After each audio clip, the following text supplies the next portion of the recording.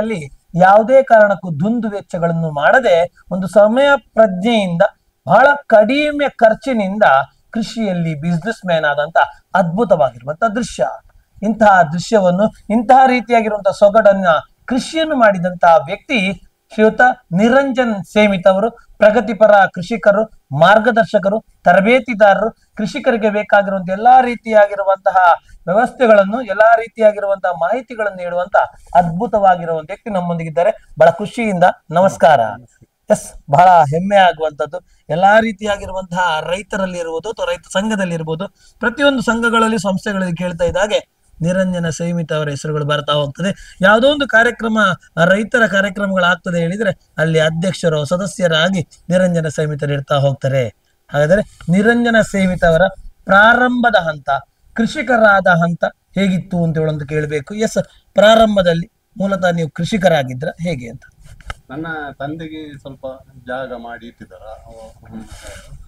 ಅವರು ಗದ್ದೆ ಕೃಷಿಯಲ್ಲಿ ಸಾಗುವಳಿ, ಅದು ಕೃಷಿ ಅಂದ್ರೆ ಇಷ್ಟ ಅವರಿಗೆ. ಭತ್ತದ ಕೃಷಿ. ಅವರು ಅಡಿಕೆ ನಡ್ಲಿಕ್ಕೆ ನಮ್ಮನ್ನೆಲ್ಲ ಬಿಡ್ಲಿಲ್ಲ. ಅವರು ಗದ್ದೆನೇ ಬೇಕು ಅಂತ ಅವರ ಏಜ್ ಅಲ್ಲಿ ಇರುವಾಗ ಅವರು ಬಿಡ್ಲಿಲ್ಲ, ಗದ್ದೆನೇ ಬೇಕು. ಅಂದ್ರೆ ಎಷ್ಟು ಎಕರೆಯಲ್ಲಿ ಗದ್ದೆ ಇತ್ತು? ಒಂದು 4.5 ಎಕರೆ ಗದ್ದೆ ಇತ್ತು. ಅವರು ಗದ್ದೆನೇ ಬೇಕಂತ ಕೃಷಿ ಇದು ಮಾಡ್ಲಿಕ್ಕೆ ಬಿಡ್ಲಿಲ್ಲ ನಮ್ಮನ್ನು. ಮತ್ತೆ ನಾನು ಮತ್ತೆ ನನ್ನ ಅಣ್ಣ ಸೇರಿ ಸ್ವಲ್ಪ ಇದರಲ್ಲಿ ಗದ್ದೆಯಲ್ಲಿ ಭತ್ತದ ಕೃಷಿಯಲ್ಲಿ ನಮಗೆ ಅಷ್ಟು ಇದು ಬರ್ಲಿಲ್ಲ, ಖರ್ಚು ಹೆಚ್ಚ ಬಂತು. ಮತ್ತೆ ಹೇಗೆಂದ್ರೆ ನನ್ನ ತಂದೆಗೆ ನಾವು 6 ಹೆಣ್ಣು ಮಕ್ಕಳಿದ್ದೆವು, ಮತ್ತೆ 2 ಗಂಡು ಮಕ್ಕಳು. ನಾವು ಸಣ್ಣವರು, ಅವರು ದೊಡ್ಡವರು. ಒಂದು ಅಕ್ಕಕ್ಕೆ ಮದುವೆ ಮಾಡುವಾಗ ಅವರ ಜವಾಬ್ದಾರಿ ಅವರಿಗೆ ಇತ್ತು. ಮತ್ತೆ ಅವರು ಹುಷಾರಿರ್ಲಿಲ್ಲ. ಮತ್ತೆ ಹಾಗೆ ಅವರು, ನಾನು 10ನೇ ಕ್ಲಾಸ್ ನಲ್ಲಿ ಇರುವಾಗ ಅವರು ತೀರಿ ಹೋದರು.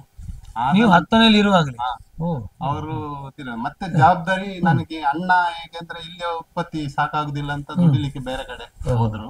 ಮತ್ತೆ ನಾನೇ ಇದನ್ನು ಎಲ್ಲ ಸರಿ ಮಾಡಿಕೊಂಡು. ಆದ್ರೆ 10ನೇ ತರಗತಿಯಲ್ಲಿ ಕೃಷಿ ಮಾಡ್ಬೇಕು ಅಥವಾ ಕೃಷಿಯಲ್ಲಿ ಏನಾದ್ರು ಬದಲಾವಣೆ ಮಾಡ್ಬೇಕು ಹೇಗನಿಸ್ತು ಅಂತ? ಯಾಕಂದ್ರೆ 10ನೇ ಕ್ಲಾಸ್ ನಲ್ಲಿ ಆಲೋಚನೆಗಳು ಸ್ವಲ್ಪ ಅವರು ಇದೆಲ್ಲ ಭತ್ತ ಕೃಷಿ ಮಾಡುವಾಗ ಅವರೇ ನಮಗೆ ಹೇಳಿಕೊಂಡು, ನಾವು 5ನೇ ಕ್ಲಾಸ್ ನಲ್ಲಿ ಅವರೊಟ್ಟಿಗೆ ಅವರು ಮಾಡುವಾಗ ನಾವು ಸಹ ಮಾಡ್ತಾ ಇದ್ವಿ.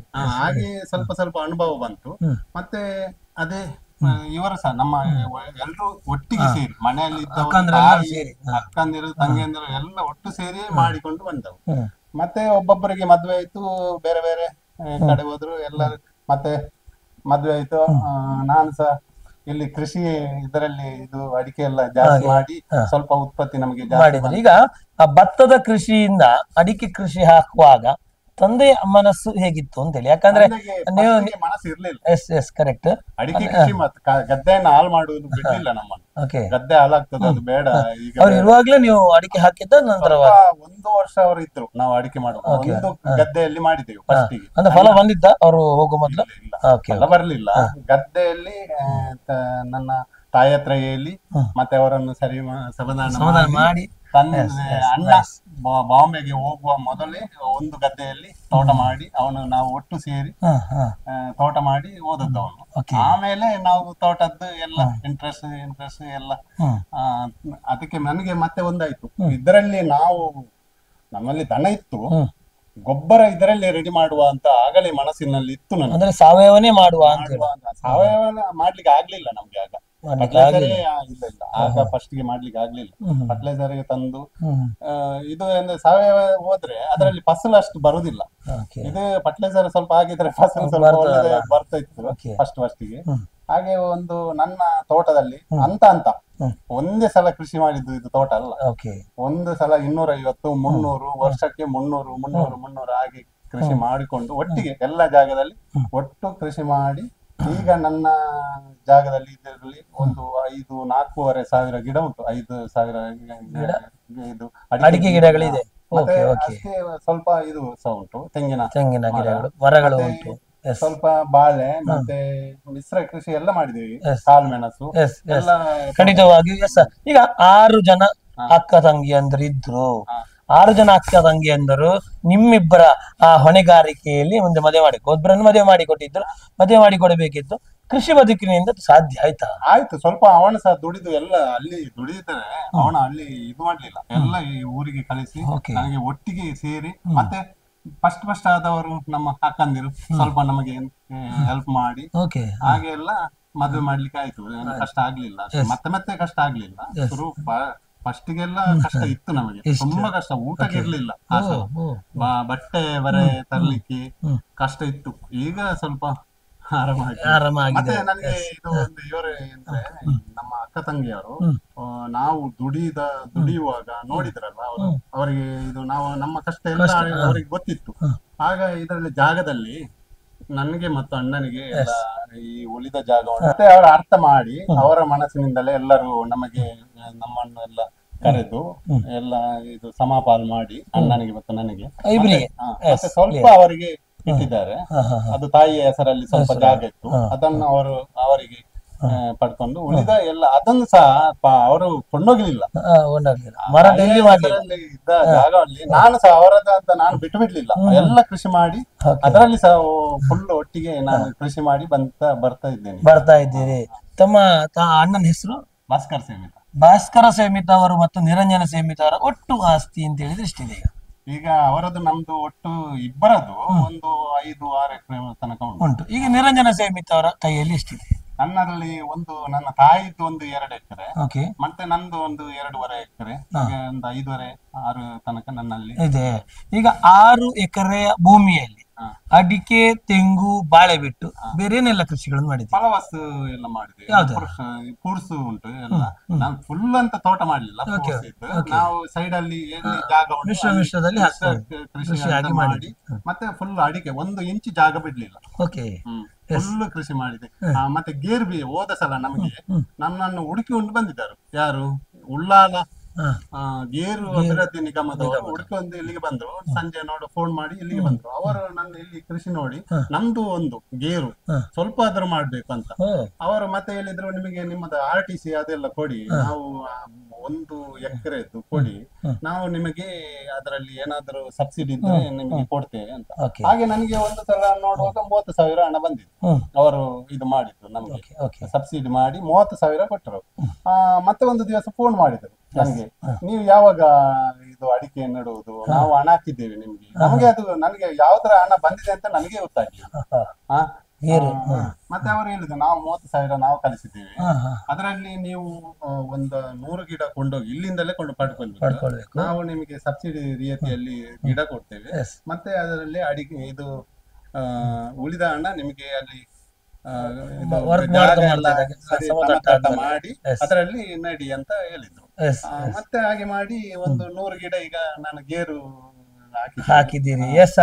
ನಿರಂಜನ ಸೇಮಿತ ಅವರ ಬೇರೆ ಬೇರೆ ರೀತಿಯಾಗಿರುವ ವಿವಿಧ ರೀತಿಯಾಗಿರುವಂತಹ ಹಣ್ಣು ಹಂಪಲುಗಳಿರ್ಬೋದು, ಅದೇ ರೀತಿಯಾಗಿ ಆ ಗೇರು ಹಾಕಿದಂತಹ ಪ್ರದೇಶಕ್ಕೆ ಹೋಗ್ಬೇಕು ಅಂತ ನಮಗೆ ಅನಿಸ್ತೇ ಇಲ್ವಾ? ಬನ್ನಿ, ಎಲ್ಲ ರೀತಿಯಾಗಿರುವಂತಹ ವಿಶೇಷವಾಗಿರುವಂತಹ ಕೃಷಿಗಳನ್ನು ತೋಟದ ಒಳಗೆ ಹೋಗಿ ಅದರ ಖುಷಿಯನ್ನು ಅನುಭವಿಸೋಣ.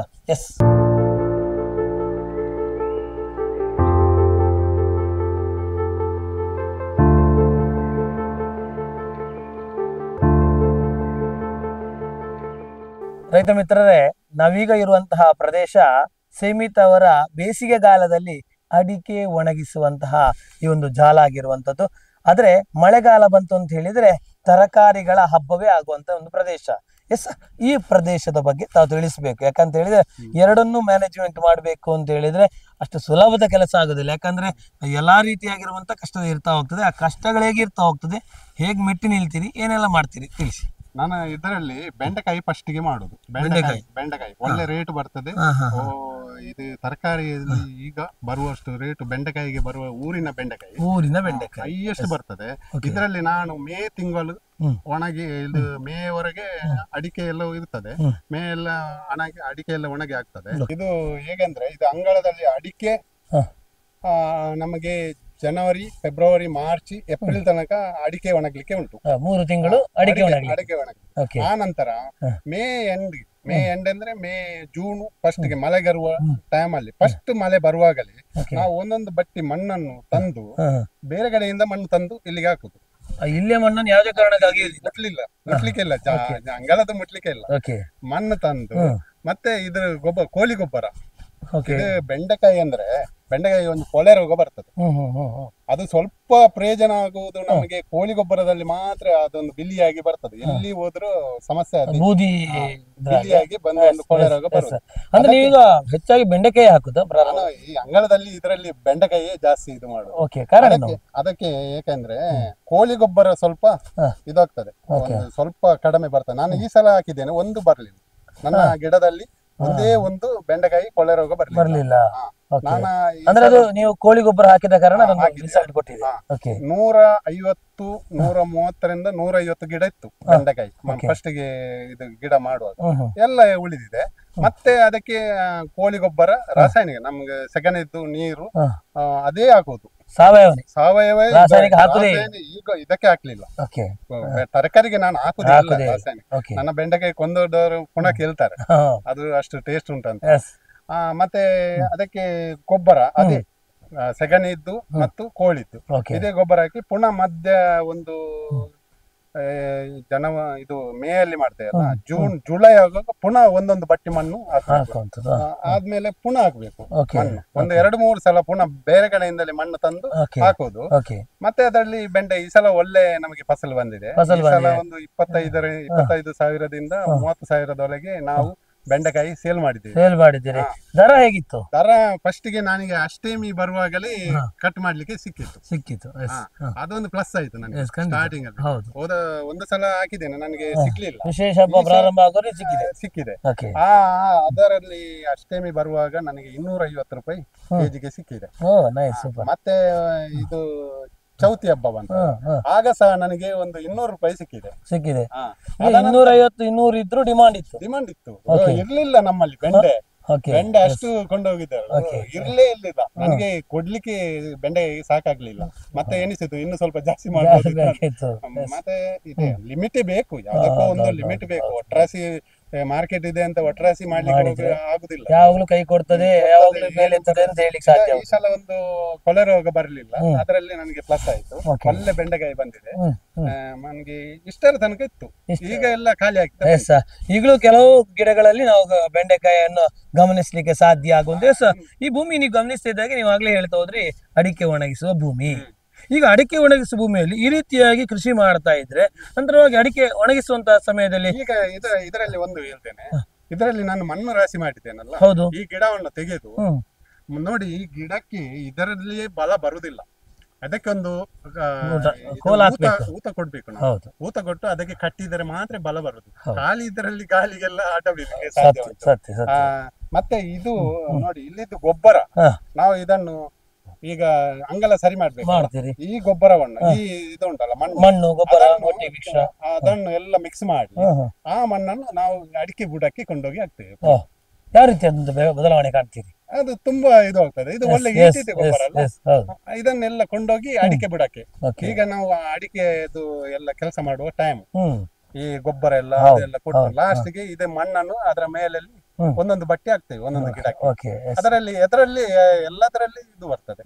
ಕೆಲವರಿಗೆ ಜಾಗ ಇದ್ರು ಅಂಗಳದಲ್ಲಿ ಜಾಗ ಇದ್ರು ಪ್ಲಾಸ್ಟಿಕ್ ತೊಟ್ಟೆಯಲ್ಲಿ ಗೋಣಿಯಲ್ಲಿ ಬೆಂಡೆಕಾಯಿ ಮಾಡಿ ಅಂತವ್ರು ಹಾಗೆಲ್ಲ ಮಾಡಬಾರದು ಅಂತ ನಾನು ಇದು ಅಂಗಳದಲ್ಲಿ ಮಾಡಿ ಏನು ಅಂಗಳ ಹಾಳಾಗುದಿಲ್ಲ. ಈಗ ನೋಡಿ ಅಂಗಳದಲ್ಲಿ ಹುಲ್ಲು ಬಂದಿದೆ, ಮಿಷಿನ್ ಬಂತು ನಮ್ಮಲ್ಲಿ. ಮಿಷಿನ್ ಅಲ್ಲಿ ತೆಗೆದ್ರೆ ಏನು ಇದು ಅಂಗಳ ಹಾಳಾಗ್ತದೆ. ಮೊದಲಿಗೆ ಹುಲ್ಲು ತೆಗಿಲಿಕ್ಕೆ ಅರೆಯಿಂದ ಕೆತ್ತುವಾಗ ಅಂಗಳೆಲ್ಲ ಹೋಗ್ತಿತ್ತು. ಈಗ ಏನು ಅದ್ರ ಪ್ರಾಬ್ಲಮ್ ಬರುದಿಲ್ಲ. ಮಿಷಿನ್ ಅಲ್ಲಿ ಕೆಲವೇ ಗಂಟೆಗಳಲ್ಲಿ ಹುಲ್ಲುಗಳೆಲ್ಲ ಕ್ಲೀನ್ ಆಗಿ ಹೋಗ್ತದೆ. ಮತ್ತೆ ಇದೇ ಮಣ್ಣು ತೆಂಗಿನ ಮರಕ್ಕೆ ಆಗ್ಬಹುದು, ಇದಕ್ಕೆ ಅಡಿಕೆ ಆರಾಮ್ಸೆ. ಹಾಗಾದ್ರೆ ಸೆಮಿತಾರೆ ಇಲ್ಲಿ ಈಗ ಸಂಪೂರ್ಣವಾಗಿ ಮಣ್ಣುಗಳನ್ನು ಅಡಿಕೆ ಬಿಡಕ್ಕೆ ಆಗ್ತದೆ. ನೆಕ್ಸ್ಟ್ ಇಯರ್ ಎಗೇನ್ ಮಾಡ್ಬೇಕು, ಎಗೇನ್ ಮಣ್ಣನ್ನು ತರಬೇಕಾಗ್ತದೆ. ಬೇರೆ ಮಣ್ಣು.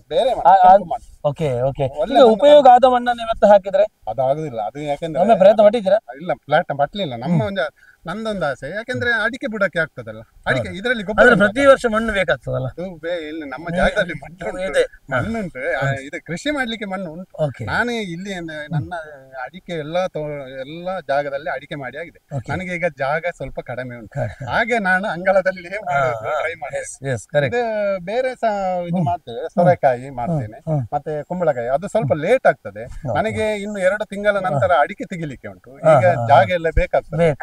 ಬೇರೆ ಬೇರೆ ನನಗೆ ತೆಗಿಲಿಕ್ಕೆ ಆಯ್ತು ಇದು ಇದನ್ನಾಯ್ತು ಇನ್ನು ಒಂದು ವಾರದಲ್ಲೇ ಎಲ್ಲ ಕ್ಲೀನ್ ಮಾಡ್ತೇವೆ ನಾವೆಲ್ಲ ಈ ಮಣ್ಣೆಲ್ಲ ತೆಗೆದು ಇದಕ್ಕೆ ಹಾಕ್ತೇವೆ ಅಡಿಕೆ ಗಿಡಗಳಿಗೆ ಗಿಡಕ್ಕೆ ಹಾಕ್ತೇವೆ ಹಾಕ್ತೀರಿ. ಎಸ್ ಶೋಭಿತ್ ಅವರು ಈ ಒಂದು ಬೆಂಡೆಕಾಯಿ ಮಾಡ್ತಾ ಹೋಗ್ತಾರೆ, ಅದ್ರೊಟ್ಟಿಗೆ ಬೇರೆ ತರಕಾರಿ ಅಂತ ಹೇಳಿದ್ರೆ ಮಾಡ್ತೀರಿ? ಬೇರೆ ಸಹ ಮಾಡ್ತೇವೆ, ಏನೆಲ್ಲ? ಸೋರೆಕಾಯಿ ಮಾಡ್ತೇವೆ, ಸೋರೆಕಾಯಿ, ಕುಂಬಳಕಾಯಿ ಮಾಡ್ತೇವೆ, ಕುಂಬಳಕಾಯಿ, ಓಕೆ, ಮತ್ತೆ ಅಲಸಂಡೆ ಬೀಜ ಇದ್ರೆ ಅಲಸಂಡೆ ಬೀಜ. ಫಸ್ಟ್ ಇದೊಂದು ನಾವು ಫಸ್ಟ್ ಒಂದು ವರ್ಷ ನಾವು ಅಡಿಕೆ ಗಿಡ ನಡುವಾಗ ಫಸ್ಟ್ ತರಕಾರಿ ಮಾಡ್ತೇವೆ.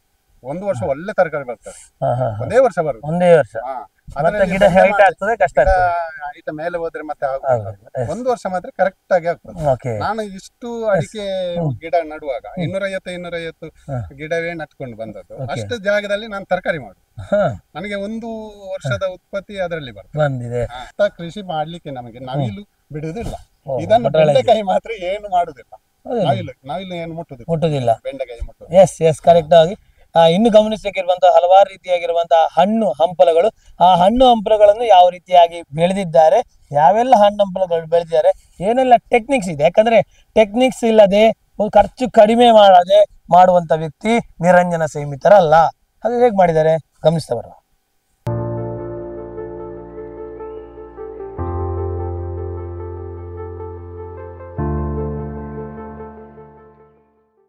ನಿರಂಜನ ಸೈಮಿತ್ ಅವರು ಹಣ್ಣು ಹಂಪಲುಗಳನ್ನು ಮಾಡಿರುವಂತದ್ದು ಕಾಣ್ತಾ ಹೋಗ್ತವೆ.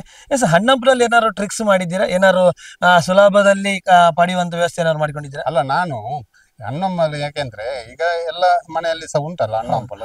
ನಾನು ಯಾಕೆಂದ್ರೆ ತೋಟದಲ್ಲಿ ನನ್ಗೆ ಮಾಡ್ಲಿಕ್ಕೆ ಆಗುದಿಲ್ಲ. ನಾನು ಅದರ ಸೈಡ್ ಅಲ್ಲಿ ತುಂಬಾ ರೋಡ್ ಕೊಟ್ಟಿದ್ದೇನೆ. ನಾನು ಒಂದು ಕಡೆಯಿಂದ ಒಂದೇ ರೋಡ್ ಇಡೀ ತೋಟಕ್ಕೆ ಹೋಗ್ಲಿಕ್ಕೆ ಸಾಧ್ಯ, ಇಡೀ ತೋಟಕ್ಕೆ ಹೋಗ್ಲಿಕ್ಕೆ ಆಗ್ತದೆ. ಓಕೆ, ಅಂದ್ರೆ ನಿಮ್ಮ ಹತ್ರ ವೆಹಿಕಲ್ ಇದೆ? ವೆಹಿಕಲ್ ಇದೆ, ಕೃಷಿಗೆ ಬೇಕಾಗಿರುವಂತ. S, okay. ಅದೇ ಅದನ್ನು ಒಂದು ಜೀಪ್ ಅನ್ನ ಅದಕ್ಕೆ ರೆಡಿ ಮಾಡಿದ್ದೇನೆ. ಹಾಗೆ ಸೈಡ್ ಅಲ್ಲಿ ಈ ರೋಡ್ ಮಾಡಿದ್ದೇನಲ್ಲ, ಅದರ ಸೈಡ್ ಅಲ್ಲಿ ಎಲ್ಲ ಫ್ರೂಟ್ಸ್ ಬೇರೆ ಬೇರೆ ಬೇರೆ ಬೇರೆ, ಒಂದೇ ಅಲ್ಲ, ಯಾವೆಲ್ಲ ಫ್ರೂಟ್ಸ್ ಗಳನ್ನ ಹಾಕಿ? ಮೊಸಂಬಿ ಹಾಕಿದ್ದೇನೆ, ಮೊಸಂಬಿ, ಅದು ಪುನರ್ಪುಳಿ, ಮತ್ತೆ ಮಾವು, ಚುಕ್ಕು, ಮತ್ತೆ ರಮಟನ್ ಉಂಟು. ನನಗೆ ಬೇಕಾದ, ನಾನಂದ್ರೆ ಮಾರಾಟಕ್ಕೆ ಅಂತ ಮಾಡ್ಲಿಲ್ಲ, ಇದು ಫ್ರೂಟ್ಸ್ ಗಿಡ ಎಲ್ಲ ನನಗೆ ಒಂದು ಇಂಟ್ರೆಸ್ಟ್ ಬಂದ ಯಾರದು ಇದು ಮಾಡ್ಲಿಕ್ಕೆ, ಬಂದವರಿಗೆ ಒಂದು ಅತಿ ಸತ್ಕಾರ ಮಾಡ್ಲಿಕ್ಕೆ. ಗಮನಿಸ್ತಾ ಇದ್ದೀರಿ, ನಾವೀಗ ಗಮನಿಸುವಂತ ಪುನರ್ಪುಳಿಯ ಆ ಒಂದು ಗಿಡವನ್ನು ಗಮನಿಸ್ತಾ ಇದ್ದೇವೆ. ಆ ಪುನರ್ಪುಳಿಯನ್ನು ಕೂಡ ಮಾಡಿರುವಂತದನ್ನು ನೋಡಬಹುದು. ಆದ್ರೆ ಈ ಬದಿಗೆ ನಾವು ಗಮನಿಸುವಂತದ್ದು ಮಾವಿನ, ಇದ್ಯಾವ ತಳಿ ಅದು? ಇದು ಅಪ್ಪುಸ್ ಅಂತ ಹೇಳ್ತಾರೆ, ಅಪ್ಪುಸು ಅಂತ ಹೇಳುವಂತಹ ಆ ತಳಿಯ ಮಾವಿನ ಹಣ್ಣನ್ನು, ಮಾವಿನ ಗಿಡವನ್ನು ಬೆಳೆದಿದ್ದಾರೆ. ಇನ್ನು ಕೆಲವೇ ವರ್ಷದಲ್ಲಿ ಮೂರು ವರ್ಷ, ಈಗ 2 ವರ್ಷ ಆಯ್ತು, 2 ವರ್ಷ ಆಯ್ತು. ಅದೇ ರೀತಿಯಾಗಿ ಈ ಬದಿಯಿಂದ ನಾವು ಗಮನಿಸುವಂತದ್ದು ಮುಸುಂಬಿ. ಎಸ್, ಎಷ್ಟು ವರ್ಷಗಳಿಗೆ ಬರ್ಬೋದು? ಅದು ಸಹ ಏನು 1 ವರ್ಷ ಆಯ್ತು, ಅದಕ್ಕೆ ಸಹ ಒಂದೂವರೆ ವರ್ಷ ಆಯ್ತು. ನೋಡ್ಬೇಕು, ಅದು ನಾನು ಗೊತ್ತಿಲ್ಲ ಎಷ್ಟು ವರ್ಷದಲ್ಲಿ. ಅದೇ ರೀತಿಯಾಗಿ ನಾವು ಮೇಲ್ಭಾಗದಲ್ಲಿ ಗಮನಿಸ್ತಾ ಇದ್ದೇವೆ, ಅದ್ಭುತವಾಗಿರುವಂತಹ ಚುಕ್ಕು ಬೆಳೆದಿರುವ ಸಂಪೂರ್ಣ ಬಂದಿ. ಎಷ್ಟು ವರ್ಷ ಇದೆ ಆ ಗಿಡಕ್ಕೆ? ಅದಕ್ಕೆ 3 ವರ್ಷ ಆಯ್ತು. 3 ವರ್ಷ ಆಯ್ತು. ಹೇಗಿದೆ ಟೇಸ್ಟ್? ಒಳ್ಳೆದುಂಟು, ಟೇಸ್ಟ್ ಉಂಟು, ಒಳ್ಳೆ ಇದೆ. 3 ವರ್ಷದಲ್ಲಿ ಬಹಳ ವೇಗವಾಗಿ ಬಂದಿರುವಂತದ್ದು. ಈ ಬದಿಯಲ್ಲೂ ನಾವು ಆ ಚುಕ್ಕಿನ ಗಿಡವನ್ನು ಗಮನಿಸ್ತಾ ಇದ್ದೇವೆ. ನಾವು ಗಮನಿಸ್ತಾ ಇರೋದು ಬೇರೆ ಬೇರೆ ರೀತಿ ವೆರೈಟಿ ಆಗಿರುವಂತಹ ಒಂದು ಹಣ್ಣು ಹಂಪಲುಗಳನ್ನು ಬೆಳೆದಿರುವಂತದ್ದು ನೋಡ್ತಾ ಹೋಗ್ತೇವೆ. ಹೇಗೆ ಇಂಟ್ರೆಸ್ಟ್ ಬಂತು? ಸ್ಥಳ ಸಿಗುದಿಲ್ಲ ನಮಗೆ, ರೋಡ್ ಸೈಡ್ ಅಲ್ಲಿ ಒಂದೊಂದು ನೆಡುವ. ನನಗೆ ಎಲ್ಲಿ ಹೋದ್ರೆ 1-2 ಗಿಡ ತರ್ತೇನೆ ನಾನು, ಎಲ್ಲಿಯಾದ್ರೂ ಹೋದ್ರೆ ಅದನ್ನು ತಂದು. ಈ ಗಿಡಗಳನ್ನ ಎಲ್ಲಿಂದ ತಂದ್ರಿ? ನಾನು ನರ್ಸರಿಯಿಂದ. ನಿಮ್ಗೆ ನಿಯರೆಸ್ಟ್ ನರ್ಸರಿ ಉಂಟು. ಯಾಕೆ ನಿಮ್ಮ ಗೆಳೆಯ ಖಂಡಿತವಾಗಿಯೂ ನಮ್ಮ ರಂಗೋಲಿ ಅವರು ಸಂಪೂರ್ಣವಾಗಿ ಅದ್ಭುತವಾಗಿ ಕೃಷಿ ಮಾಡಿದ್ದಾರೆ. ಅವರೊಟ್ಟಿಗೆ ಹೋದ್ರೆ 2-3 ಗಿಡ ಒಟ್ಟಿಗೆ ಹೋಗ್ತೇವೆ ನಾವು. ಅವರು ಕರೆದಾಗ ನಾನು ಹೋಗ್ತೇನೆ, ಬರುವಾಗ ಅವರು ಪಡ್ಕೊಳ್ಳುವಾಗ ಗಿಡ ನಾನು 1-2 ಹಾಗೆ ಮಾಡ್ಕೊಳ್ತೀರಿ. ನೀವು ರೈತರು ಅಂತ ಹೇಳುವಂತ ಎಲ್ಲರೂ ಒಗ್ಗಟ್ಟಾಗಿಕೊಂಡು ಬೇರೆ ಬೇರೆ ರೀತಿ ಕೃಷಿ ಭೂಮಿಗೆ ಹೋಗಿ ಅಲ್ಲಿ ಅಧ್ಯಯನ ಮಾಡ್ತೀರಿ, ಹೇಗೆ ಅದು? ಹೌದು, ರೈತನ ಅಂದ್ರೆ ನಾವು ಸಹ ಒಂದು ಸಂಜೆ ಹೊತ್ತಿಗೆ ನಾವು ಎಲ್ಲ ನಮ್ಮದೆಲ್ಲ ಕೆಲಸ ಮಾಡಿ ಹಾಲೆಲ್ಲ ತೆಗೆದು ದನಗಳದೆಲ್ಲ ಕೆಲಸ ಆದ್ಮೇಲೆ ಸಂಜೆ 5 ಗಂಟೆ ನಂತರ ಹೊರಡ್ತದೆ ನಾವು ಬೇರೆಯವರ ಕೃಷಿ ನೋಡ್ಲಿಕ್ಕೆ. ಬೇರೆಯವರು ಹೇಗೆ ಮಾಡಿದ್ದಾರೆ, ಅವರು ಹೇಗೆ ಮಾಡಿದ್ದಾರೆ ಹಾಗೆ ನೋಡ್ಕೊಂಡೇ ಬಂದು ನಾವು ಇಲ್ಲಿ ಮಾಡುದು. ಸಾಧಾರಣ ಎಷ್ಟು ಕೃಷಿ ಭೂಮಿಗಳಿಗೆ ಹೋಗಿದ್ದೀರಿ ನೀವು ಅಂದಾಜು? ನಾನೊಂದು ಲೆಕ್ಕ ಇದೆಯಾ? ಲೆಕ್ಕನೇ ಇಲ್ಲ. ಸುಮಾರು ಹೋಗಿದ್ದೀರಿ. ಹಣ್ಣು ಹಂಪಲುಗಳನ್ನು ನೋಡ್ತಾ ಹೋದಾಗ ಇಲ್ಲೆಲ್ಲ ಬೇರೆ ಬೇರೆ ಹಣ್ಣು ಹಂಪಲು ನೋಡಿದ್ರೆ, ಇದನ್ನು ಬಿಟ್ಟು ಬೇರೆ ಯಾವ್ದು ಮಾಡಿರುವಂತದ್ದು? ಹಣ್ಣಂಪಲು ಇದೆ, ಮತ್ತೆ ಬೇರೆ ಏನು. ವಿಶೇಷವಾಗಿ ಡ್ರ್ಯಾಗನ್ ಫ್ರೂಟ್ ಗಳನ್ನು ಸ್ವಲ್ಪ ಮಾಡಿದ್ದೀರಿ. ರಂಬುಟನ್ ಅದು ಸಹ ಉಂಟು. ರಮಟಾನ್ ಒಂದು 5-6 ಗಿಡ ಉಂಟು. 5-6 ಗಿಡಗಳಿದೆ. ಗಿಡ ಹೇಗ್ ಬರ್ತಾ ಇದೆ? ರಮಟಾನ್ ಒಳ್ಳೆ ಬಂದಿದೆ ನನಗೆ. ಒಂದು 2 ವರ್ಷದಿಂದ ಸ್ಟಾರ್ಟ್ ಆಗಿದೆ ರಮಟಾನ್. ಓಕೆ. ಈಗ ಡ್ರ್ಯಾಗನ್ ಫ್ರೂಟ್ ಸ್ಟಾರ್ಟ್ ಆಗ್ಲಿಲ್ಲ? ಇಲ್ಲ. ಅವರು ಹೇಳಿದ್ರು ಒಂದು ಸ್ವಲ್ಪ ನಿಮಗೆ ಅದೇ ನಿಮ್ಮ ಖರ್ಚಿಗೆ ರಂಗೋಲಿ ಅವರೇ ಹೇಳಿದ್ದು. ಫಸ್ಟ್ ಗಿಡ ನೋಡ್ಲಿಕ್ಕೆ ಸಹ ನಾನು ಅವ್ರ ಒಟ್ಟಿಗೆ ಹೋಗಿದ್ದೆ ಬ್ಯಾಂಗ್ಳೂರಿಗೆ. ಅವರ ಸ್ಥಳದಲ್ಲಿ ಮಾಡಿದ್ದೀರಿ. ಎಸ್, ಅದೇ ರೀತಿಯಾಗಿ ಇಲ್ಲಿ ಮತ್ತೊಂದು ಏನಂತ ಹೇಳಿದ್ರೆ, ಒಂದು ಸ್ಪೆಷಲ್ ಆಗಿ ಬರುವಂತ ಎಲ್ಲ ಅತಿಥಿಗಳಿಗೆ ಅವರೊಂದು ಗಿಫ್ಟ್ ರೂಪದಲ್ಲಿ ಕೊಡುವಂತದ್ದು ಒಂದು ಹಣ್ಣು ಹಂಪಲು ಅಂತ ಹೇಳಿದ್ರೆ ಪಪ್ಪಾಯಿ. ಎಸ್, ಯಾವ ತಳಿ? ಪಪ್ಪಾಯಿ ಇದು ತೈವಾನ್ ಅಂತ ತಳಿ ಬರ್ತದಲ್ಲ, ಅದು ಉಂಟು ನನ್ನಲ್ಲಿ. ನನಗೆ ಒಂದು ಯಾರಾದ್ರೂ ಬಂದ್ರೆ ಕೊಡುವುದು ಜಾಸ್ತಿ ಅಭ್ಯಾಸ. ನೀವು ಬಂದ್ರೆ ನೀವು ಸಹ ಕೊಡೋಡಿ ಅಂತ. ಎಸ್, ಬಹಳ ಖುಷಿ ಆಗುವಂತ ಒಂದು ಪ್ರಕ್ರಿಯೆಗಳನ್ನು ಗಮನಿಸುವಂತದ್ದು. ಎಸ್, ಆಗ್ಲೇ ಅವ್ರು ಹೇಳ್ತಾ ಹೋದ್ರು, ಒಂದು ಒಳ್ಳೆ ರೀತಿಯಾಗಿ ಇಷ್ಟೆಲ್ಲ ಕೃಷಿಗಳನ್ನು ಮಾಡಿದ್ದೀರಿ, ನಮ್ಮ ಗೇರು ಕೃಷಿಯನ್ನು ಹಾಕಿ ಗೇರು ಕೃಷಿಯನ್ನು ಮಾಡಿ ಅಂತ ಹೇಳುವಂತಹ ಅವರಿಗೆ ಮಾರ್ಗದರ್ಶನ ನೀಡುವ ಮೂಲಕವಾಗಿ ಗೇರು ಕೃಷಿ ಹಾಕಿದ್ದಾರೆ. ಅದೇ ರೀತಿಯಾಗಿ ದನದ ಮೇವಿಗೋಸ್ಕರವಾಗಿ ಹುಲ್ಲು ಬೆಳೆದಿದ್ದಾರೆ, ಅದನ್ನು ಗಮನಿಸ್ತಾ ಬರೋ.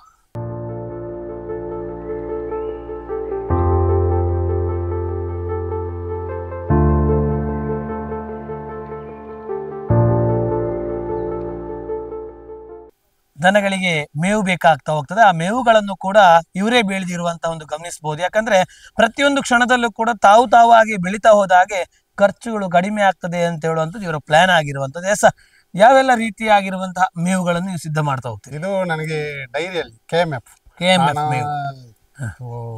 ಫಸ್ಟಿಗೆ ತುಂಬಾ ದನ ಇತ್ತು ನನ್ನಲ್ಲಿ.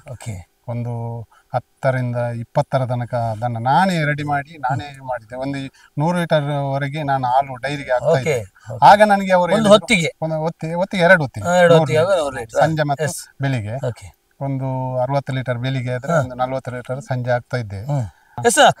ಇಂತಹ ಒಂದು ಮೇವುಗಳನ್ನು ಹಾಕ್ತಾಗ ಹಾಲಿನಲ್ಲಿ ಆಗುವಂತಹ ಎಷ್ಟು ಬದಲಾವಣೆ ಆಗ್ತದೆ? ತುಂಬಾ ಬದಲಾವಣೆ. ದನದ ಆರೋಗ್ಯ ಒಳ್ಳೇದಾಗ್ತದೆ. ಕರೆಕ್ಟ್ ಆಗಿ ಅದನ್ನು ಉಡಿ ಮಾಡಿ ಕೊಡ್ಬೇಕು ನಾವು. ಮಿಷಿನ್ಗೆ ಹಾಕಿ ಉಡಿ ಮಾಡಿ ಕೊಟ್ರೆ ದನದ ಆರೋಗ್ಯ ಒಳ್ಳೇದು ಬರ್ತದೆ, ಏನು ಪ್ರಾಬ್ಲಮ್ ಬರೋದಿಲ್ಲ. ಮತ್ತೆ ಎಲ್ಲ ಹುಲ್ಲನ್ನು ತಿಂತದೆ. ಇಲ್ಲದಿದ್ದರೆ ದೊಡ್ಡ ಉಳಿದು ಇದು ಆಗ್ತದಲ್ಲ, ಗಟ್ಟಿ ಆದ ನಂತರ ಜಗಿಲಿಕ್ಕೆ ಅದು ಉಡಿ ಮಾಡಿ ಕೊಟ್ರೆ ಎಲ್ಲ ತಿನ್ಲಿಕ್ಕೆ ಸಾಧ್ಯ ಆಗ್ತದೆ. ಈಗ ನೀವು ಗಮನಿಸಬಹುದು, ಇಲ್ಲಿ ಕೂಡ ಖರ್ಚು ಕಡಿಮೆ ಮಾಡುವಂತದ್ದು ಪ್ರಯತ್ನವನ್ನು ಮಾಡಿದ್ದೀರಿ. ಇಂತಹ ಒಂದು ಹುಲ್ಲುಗಳನ್ನು ಬೆಳೆಯುವುದು, ಅದೇ ರೀತಿಯಾಗಿ ಹೊರಗಿನಿಂದ ಮಾತ್ರ ಹಿಂಡಿಯನ್ನು ತರುವ ಮೂಲಕವಾಗಿ, ಫುಡ್ ಅನ್ನು ತರುವ ಮೂಲಕವಾಗಿ ದನ ಸಾಕಾಣಿಕೆ ಮಾಡುದು ಯಾವ ರೀತಿಯಾಗಿ ವ್ಯತ್ಯಾಸ ಅಂತ ಹೇಳ್ತೀರಿ? ವ್ಯತ್ಯಾಸ ಏನಿರ್ಲಿಲ್ಲ ನನಗೆ. ತೋಟ ಇರುವಾಗ ನಾನು ಹಾಲಿನ ಉತ್ಪತ್ತಿಯನ್ನೇ ನೋಡ್ಲಿಲ್ಲ. ನನಗೆ ಅದರಲ್ಲಿ ಹಣ ಸಿಗ್ತದೆ ಅದನ್ನೇ ನಾನು ನೋಡ್ಲಿಲ್ಲ. ನನಗೆ ತೋಟಕ್ಕೆ ಬೇಕಲ್ಲ, ಗೊಬ್ಬರ ಬೇಕಲ್ಲ. ನಾನು ಸ್ಲರಿ, ನನ್ನ ಇದರಲ್ಲಿ ಸ್ಲರಿ ಟಾಂಕಿ ಮಾಡಿದ್ದೇನೆ. ಅದರ ಗಂಜಲು ಮತ್ತು ನೀರನ್ನು ಅಟ್ಟಿ ತೊಳೆದ ನೀರು ಮತ್ತೆ ದನ ತೊಳೆದ ನೀರು, ಗಂಜಲು ಎಲ್ಲ ಒಂದೇ ಟ್ಯಾಂಕಿಗೆ ಹೋಗಿ ಆ ಟ್ಯಾಂಕಿಯಲ್ಲಿಂದ ಹೋದ ಕಡೆ ಎಲ್ಲ ಕೃಷಿ ಇಲಾಖೆಯಿಂದ ನನಗೆ ಪೈಪು ಸಿಗ್ತದೆ, ಸ್ಪ್ರಿಂಕ್ಲರ್ ಪೈಪ್ ಅಂತ ಸಿಗ್ತದೆ. ಅದು ಸಬ್ಸಿಡಿಯಲ್ಲಿ ಸಿಗ್ತದೆ. ಅದನ್ನು ನಾನು ತಂದು ಅದನ್ನು ಜಾಯಿಂಟ್ ಮಾಡಿ ಎಲ್ಲ ತೋಟಕ್ಕೆ ಕೊಂಡೋಗ್ತೇನೆ. ಹೋಗೋದಕ್ಕೆ ನಾನು ಸ್ಲರಿ ಪಂಪ್ ಹಾಕಿದ್ದೇನೆ, ಸಮ್ಮರ್ಸೇಬಲ್ ಅಂತ, ಅದರ ಒಳಗೆ ಹಾಕಿ ಎಲ್ಲ ತೋಟಕ್ಕೆ ನಾನು ಇಷ್ಟು ಹೈಟಿನಲ್ಲಿರುವಂತಹ ಭೂಮಿ ಆಗಿರ್ತದೆ. ಈಗ ಗೇರಿಗೆ ಕೊಡ್ಬೇಕು, ಏನ್ ಮಾಡ್ತೀರಿ? ನಾನೊಂದು ಅದಕ್ಕೆ ನನ್ನದೇ ಒಂದು ಜೀಪು, ಅದನ್ನು ಕಟ್ ಮಾಡಿ ಅದನ್ನು ಪಿಕಪ್ಪಿನಾಗಿ ಮಾಡಿ ಅದರಲ್ಲಿ ಒಂದು ಸಿಂಟೆಕ್ಸಿನಲ್ಲಿ ಇಡುವುದು. ಒಂದು 750 ಲೀಟರ್ ಇಡುತ್ತದೆ ಅದರಲ್ಲಿ. ಆ ಸಿಂಟೆಕ್ಸ್ಗೆ ನನ್ನ ಈ ಸಮ್ಮರ್ಸೇಬಲ್ ಪಂಪ್ನಿಂದ ಅದಕ್ಕೆ ತುಂಬಿಸಿ ಈ ಎತ್ತರ ಜಾಗಕ್ಕೆ ಜೀಪಲ್ಲಿ ತಂದು ಅಲ್ಲಿ ಎತ್ತರ ಜಾಗದಲ್ಲಿ ನಿಲ್ಲಿಸಿ ಗೇಟ್ ಬಾಲ್ ಉಂಟು, ಅದಕ್ಕೆ ಗೇಟ್ ಬಾಲ್ ಇಟ್ಟು ಅದರಲ್ಲಿ ಪೈಪಲ್ಲಿ ಗೇಟ್ ಬಾಲ್ ಆನ್ ಮಾಡಿ ನೋಡಿದ್ರ ಎಷ್ಟು ಟೆಕ್ನಿಕ್ ನ ಮೈಂಡ್ ಯೂಸ್ ಮಾಡ್ತಾರೆ ಅಂತ ಹೇಳಿ. ಹೀಗೆ ಇದೇ ರೀತಿಯಾಗಿ ಖರ್ಚು ಕಡಿಮೆ ಮೂಲಕವಾಗಿ ಕೃಷಿಕರ ಬಿಸ್ನೆಸ್ ಮ್ಯಾನ್ ಆಗ್ಲಿಕ್ಕೆ ಸಾಧ್ಯ ಆಗಿರೋಂತ ಕಂಟಿನ್ಯೂ ಮಾಡಿ. ಮತ್ತೊಂದು ಏನಂದ್ರೆ, ನನ್ನ ಒಬ್ಬರು ಫ್ರೆಂಡ್ ಇದ್ದಾರೆ, ಅವರು ಸಹ ತುಂಬಾ ಇದು ಕ್ಲೋಸ್ ಇದ್ದಾರೆ. ಅವರು ಬೇಕಾಗುವಾಗ ಅವರು ಸಹ ಆ ಜೀಪಲ್ಲಿ ಅವರ ತೋಟಕ್ಕೆ ಕೊಂಡೋಗ್ತಾರೆ.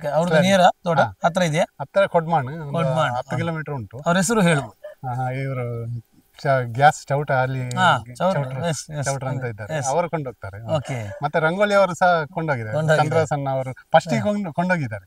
ರಮಟಾನ್ ಹಾಕುವ ಮೊದಲಲ್ಲಿ ಒಂದು 5-6 ಸಿಂಟೆಕ್ಸ್ ಕೊಂಡೋಗಿ ಹಾಕಿದ್ದಾರೆ. ಅವರಿಗೆ ಕೊಂಡೋಗುವ ಲೇಬರ್ ಎಲ್ಲ ತುಂಬಾ ಖರ್ಚು ಬೀಳ್ತದೆ. ಜೀಪು ಪಿಕಪ್ ಆದ ಕಾರಣವಾಗಿ ಕೆಲವಾರು ವ್ಯಕ್ತಿಗಳಿಗೂ ಉಪಯೋಗ ಆಯ್ತು. ನೀವು ದೊಡ್ಡ ಮಟ್ಟದಲ್ಲಿ ಫಾಲೋ ಮಾಡ್ಕೊಂಡಿದ್ದೀರಿ. ಅಡಿಕೆ ಎಕ್ಕಿ ತರುವುದು ಎಲ್ಲ ಈಗ ಒಂದು 5-6 ಜನದ್ದು ಕೆಲಸ ಅದು ಜೀಪ್ ಮಾಡ್ತದೆ. ನಾನೇ ದುಡಿಯುದು, ಯಾಕಂದ್ರೆ ಜೀಪಿನ ಡ್ರೈವಿಂಗ್ ನಾನೇ ಮಾಡುದು. ಓಕೆ, ಬೇರೆ ಯಾರು ಮಾಡ್ಲಿಕ್ಕೆ ಮಾಡ್ಲಿಕ್ಕಿಲ್ಲ. ಎಸ್, ತೆಂಗಿನಕಾಯಿ ಕೊಯ್ಲಾದಾಗ ತೆಂಗಿನಕಾಯಿ ತರುವಂತ ಇರ್ಬೋದು, ಅಡಿಕೆ ಕೊಯ್ಲಾದಾಗ ಅಡಿಕೆ ತರುವಂತದ್ದು ಇರ್ಬೋದು, ಅದೇ ರೀತಿಯಾಗಿ ಹುಲ್ಲಿನ ಮೇವುಗಳನ್ನು ಕಟಾವು ಮಾಡಿದಾಗ ಆ ಹುಲ್ಲುಗಳನ್ನು ಕೊಂಡೋಗೋದು, ಎಲ್ಲಾ ರೀತಿಯಾಗಿ ಕೂಡ ಆ ಒಂದು ಜೀಪಿನ ಪಿಕಪ್ ಅಂದ್ರೆ ಜೀಪನ್ನು ಪಿಕಪ್ ಆಗಿ ಬದಲಾವಣೆ ಮಾಡಿರುವಂತಹ ಒಂದು ಯಶಸ್ವಿ ಪುರುಷರು. ಹಾಗಾಗಿ ಇಂತಹ ಒಂದು ಸಾಧನೆಯ ಮೂಲಕವಾಗಿ ಕೂಡ ಒಂದು ಒಳ್ಳೆ ರೀತಿಯಾಗಿ ಖರ್ಚು ಕಡಿಮೆ ಮಾಡಿ ಕೃಷಿಯಲ್ಲಿ ಗೆಲ್ಲಲಿಕ್ಕೆ ಸಾಧ್ಯ ಅಂತ ಹೇಳುವಂಥದ್ದನ್ನು ತೋರಿಸಿದ್ದಾರೆ. ಎಸ್, ಮತ್ತಷ್ಟು ರೀತಿಯ ಕೃಷಿಗಳಿದೆ, ನೋಡ್ತಾ ಬರುವ.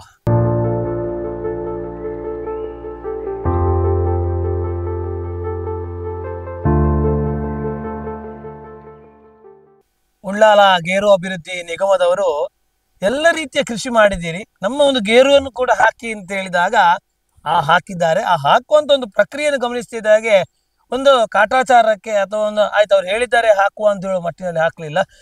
ಸಮತಟ್ಟಾಗಿ ಮಾಡುವ ಮೂಲಕವಾಗಿ ಅದಕ್ಕೆ ಬೇಕಾದ ತಟ್ಟಾಗಿರುವಂತಹ ಭೂಮಿಯನ್ನು ನಿರ್ಮಾಣ ಮಾಡುವ ಮೂಲಕವಾಗಿ ಹಾಕಿರುವಂತದ್ದು. ಎಸ್, ಈ ರೀತಿ ಹಾಕ್ಬೇಕು ಅಥವಾ ಅವರು ಹೇಳಿದ್ದಾರೆ ಒಂದು ಹಾಕಿ ಬಿಡುವ, ಎಸ್ ಫಲ ಬಂದ್ರೆ ಬರ್ತದೆ ಅಂತ ಹೇಳುವಂತ ರೀತಿಯಲ್ಲಿ ಹಾಕ್ಬೋದಿತ್ತು. ಇಷ್ಟು ರೀತಿಯ ವ್ಯವಸ್ಥೆಯಿಂದ ಹಾಕ್ಬೇಕು ಅಂತ ಹೇಳಿ ಯಾಕೆ ಆಲೋಚನೆ ಬಂತು? ನನಗೆ ಎಂತ ಅಂತ ಹೇಳಿದ್ರೆ, ನನಗೆ ನಮ್ಮನ್ನು ಹುಡುಕಿಕೊಂಡು ಬಂದದವರು ನಮ್ಮ ಕೃಷಿ ಇಲಾಖೆಗೆ ಫೋನ್ ಮಾಡಿ ನಂದು ನಂಬರ್ ಹುಡುಕಿ ಆ ನಂಬರ್ ಇಂದ ಹುಡುಕಿಕೊಂಡು ಸಂಜೆ ಹೊತ್ತಿಗೆ ಇಲ್ಲಿಗೆ ಬಂದಿದ್ದಾರೆ. ಅವರು ಬಂದು ನನಗೆ ನೀವು ಒಂದು ಆರ್ಟಿಸ್ಟ್ ಕೊಡಿ, ನೀವು ಸ್ವಲ್ಪ ಜಾಗ ಇದ್ರೆ ನಮಗೆ ತೋರಿಸಿ, ನಮ್ಮದು ಒಂದು ಕೃಷಿ ಮಾಡಿ ಅಂತ. ಹಾಗೆ ನೋಡುವ ಆಯ್ತು, ಅವರು ಹೇಳಿದಕ್ಕೆ ಆಯ್ತು ನೋಡುವ ಮಾಡುವ, ನೀವು ಹೇಳಿದ್ರೆ ಮತ್ತೆ ಮಾಡುವ. ಹಾಗೆ ಪುನಃ ಹೇಳಿದ್ರು ಅವರು, ಇದಕ್ಕೆ ನಿಮ್ಗೆ ಸಬ್ಸಿಡಿ ಕೊಡ್ತೇವೆ ನಾವು, ಅದು ನಿಮಗೆ ಫಸ್ಟಿಗೆ ಕೊಡ್ತೇವೆ, ಬೇಗ ಕೊಡ್ತೇವೆ. ಆಯ್ತು ಆಯ್ತು ಅಂತ. ನೀವು ಸಬ್ಸಿಡಿ ಕೊಡುವಾಗ ನಮಗೆ ಮಾಡ್ಲಿಕ್ಕೆ ಎಷ್ಟು ಸಬ್ಸಿಡಿ ಸಿಕ್ಕಿದೆ? ನನಗೆ ಒಂದು 100 ಗಿಡ ಹಾಕ್ಲಿಕ್ಕೆ ಅವರು 30,000 ಕೊಟ್ಟಿದ್ದಾರೆ. ನಿಮಗೆ ಎಷ್ಟು ಖರ್ಚು ತಗಲಿದೆ? ನನಗೆ ಖರ್ಚು ಅದೇ, ನಾನು ಸಮತಟ್ಟು ಮಾಡಿದೆ. ಹೌದು, ಸಮಸಟ್ಟು ಮಾಡಿ ಒಳ್ಳೆ ರೀತಿಯಲ್ಲಿ ಅವರು ಹಣ ಕೊಟ್ಟಾರಂತ ನಾನು ಒಟ್ರಾಸಿ ಮಾಡ್ಲಿಲ್ಲ. ಬಂದು ನಾನು JCB ತಂದು ಅದನ್ನು ಸಮತಟ್ಟ ಮಾಡಿ ಗುಂಡಿ ಅದರಲ್ಲಿ ತೆಗೆದು ಒಳ್ಳೆ ರೀತಿಯಲ್ಲಿ ಇದನ್ನು ನಾಟಿ ಮಾಡಿದ್ದೇನೆ. ಈಗ ನನಗೆ ಇನ್ನು ಒಂದು 5-6 ತಿಂಗಳಲ್ಲಿ ಹೂ ಬಿಡ್ತದಂತ. ಈಗ ಎಷ್ಟು ಸಮಯ ಆಯ್ತು ಹಾಗೆ? ಎಷ್ಟು ತಿಂಗಳಾಯ್ತು? 1 ವರ್ಷ ಆಯ್ತು. ಆ 100 ಗಿಡಗಳು ಕೂಡ ಎಷ್ಟು ವರ್ಷದೊಳಗೆ ಫಲ ಬರ್ಬೋದು? ಅಂದ್ರೆ ಗಿಡ ಇದು ಒಂದೇ ರೀತಿ ಉಂಟು. 100 ಗಿಡ ಸಹ ಅವರೆಷ್ಟು ವರ್ಷದೊಳಗೆ ಫಲ ಬಂದು ನೋಡ್ಲಿಲ್ಲ. ನಾನು ಅವರಿಗೆ ಒಂದು ಫೋಟೋ ಕಳಿಸಿದ್ದೇನೆ, ನೋಡಿ ಹೀಗೆ ಬಂದಿದೆ. ನನಗೆ ಹೋದ ಸಲ ಅವರು ನನಗೆ ಸನ್ಮಾನ ಕೂಡ ಮಾಡಿದ್ದಾರೆ. ಅಲ್ಲಿ ಒಂದು ಪ್ರೋಗ್ರಾಮ್ ಇತ್ತು, ಅದಕ್ಕೆ ನನ್ನನ್ನು ಕರೆದು ನನಗೆ ಅಲ್ಲಿ ಹೋಗಿ ಅವರು ಸನ್ಮಾನ ಸಹ ಮಾಡಿದ್ದಾರೆ ಹೋದ ಸಲ. ಈಗ ಎಲ್ಲ ಗಿಡಗಳನ್ನು ಅವರು ಎಷ್ಟು ವರ್ಷದೊಳಗೆ ಫಲ ಬರ್ತದೆ ಅಂತ ಹೇಳಿದ್ದಾರೆ? ಅವರು ಒಂದು 2 ವರ್ಷ ಹೋಗ್ಬಹುದು ಅಂತ ಹೇಳಿದ್ದಾರೆ. 2-3 ವರ್ಷದಲ್ಲಿ ಖಂಡಿತ ಬರ್ತದೆ ಅಂತ. ನಿಮಗೆ ಆದ್ರೆ 1.5 ವರ್ಷದಲ್ಲಿ ಫಲ ಕೊಡ್ಲಿಕ್ಕೆ ಸಾಧ್ಯ ಆಗಿದೆ. ಕೆಲವಾರು ಗಿಡಗಳನ್ನು ನೀವು ಗಮನಿಸ್ತಿದ್ದಾಗೆ ಫಲ ಕೊಡ್ಲಿಕ್ಕೆ ಈಗ ತಾನೇ ಇನ್ನೊಂದು 3 ತಿಂಗಳು ಹೋದ್ರೆ ಹೂ ಬಿಡ್ಲಿಕ್ಕೆ ರೆಡಿ ಆಗಿರುವಂತಹ ಗಿಡಗಳನ್ನು ಗಮನಿಸಬಹುದು. ಅದ್ಭುತವಾಗಿರುವಂತಹ ವ್ಯವಸ್ಥೆ ಮಾಡಿದ್ದಾರೆ. ಇಲ್ಲಿಯೂ ಕೂಡ ಖರ್ಚು ಕಡಿಮೆ ಮಾಡಿಕೊಳ್ಳಿಕ್ಕೆ ವ್ಯವಸ್ಥೆಗಳು ಮಾಡಿದ್ದಾರೆ. ಯಾಕಂದ್ರೆ ಸಬ್ಸಿಡಿಗಳನ್ನು ಪಡ್ಕೊಂಡು ಸರ್ಕಾರ ಅಂತ ಹೇಳುವಂಥದ್ದು ನಮಗೋಸ್ಕರ ಕೊಡುವಂಥದ್ದು ಅಲ್ವಾ? ಆ ಸಬ್ಸಿಡಿಗಳನ್ನು ಕ್ಲಿಯರ್ ಕಟ್ ಆಗಿ ಉಪಯೋಗ ಮಾಡಿದ್ರೆ ಈ ರೀತಿಯಾದಂತ ಒಳ್ಳೆ ರೀತಿ ಭೂಮಿ ಮಾಡ್ಲಿಕ್ಕೆ ಸಾಧ್ಯ ಆಗ್ತದೆ. ಖರ್ಚುಂಟು ಯಾಕೆ ಮಾಡುದು ಅಂತ ಹೇಳಿದ್ರೆ ಖಂಡಿತವಾಗಿಯೂ ನಿರಂಜನ ಸೈಮಿತ ಅವರ ಸಾಧನೆ ನಿಮಗೆ ಮಾಡ್ಲಿಕ್ಕೆ ಸಾಧ್ಯ ಆಗುದಿಲ್ಲ. ಹಾಗಾಗಿ ಖರ್ಚು ಇದೆ, ಸರ್ಕಾರದ ಹಣಗಳನ್ನು ಉಪಯೋಗ ಮಾಡುವ ಮೂಲಕವಾಗಿ, ಅರ್ಥಾತ್ ಅವರು ಕೊಡುವಂತ ಹಣವನ್ನು ಉಪಯೋಗ ಮಾಡುವ ಮೂಲಕವಾಗಿ ಖಂಡಿತವಾಗಿ ಮಾಡಿದರೆ ನಿರಂಜನ ಸೈಮಿತ ಅವರ ಈ ರೀತಿ ಸಾಧನೆ ಮಾಡಬಹುದು. ಆ ಮೂಲಕವಾಗಿ ಪ್ರಶಸ್ತಿಗಳ ಮೇಲೆ ಪ್ರಶಸ್ತಿಗಳು, ಸನ್ಮಾನಗಳ ಮೇಲೆ ಸನ್ಮಾನಗಳು, ಕಾರ್ಯಕ್ರಮದಲ್ಲಿ ಅತಿಥಿಗಳಾಗಿ ಅಧ್ಯಕ್ಷರಾಗಿ ಬೇರೆ ಬೇರೆ ರೀತಿಯಾಗಿರುವಂತಹ ಕಾರ್ಯಕ್ರಮಗಳಲ್ಲಿ ತರಬೇತುದಾರರಾಗಿ ಮಾಹಿತಿ ಕೊಡ್ಲಿಕ್ಕೆ ಸಾಧ್ಯ ಆಗ್ತದೆ.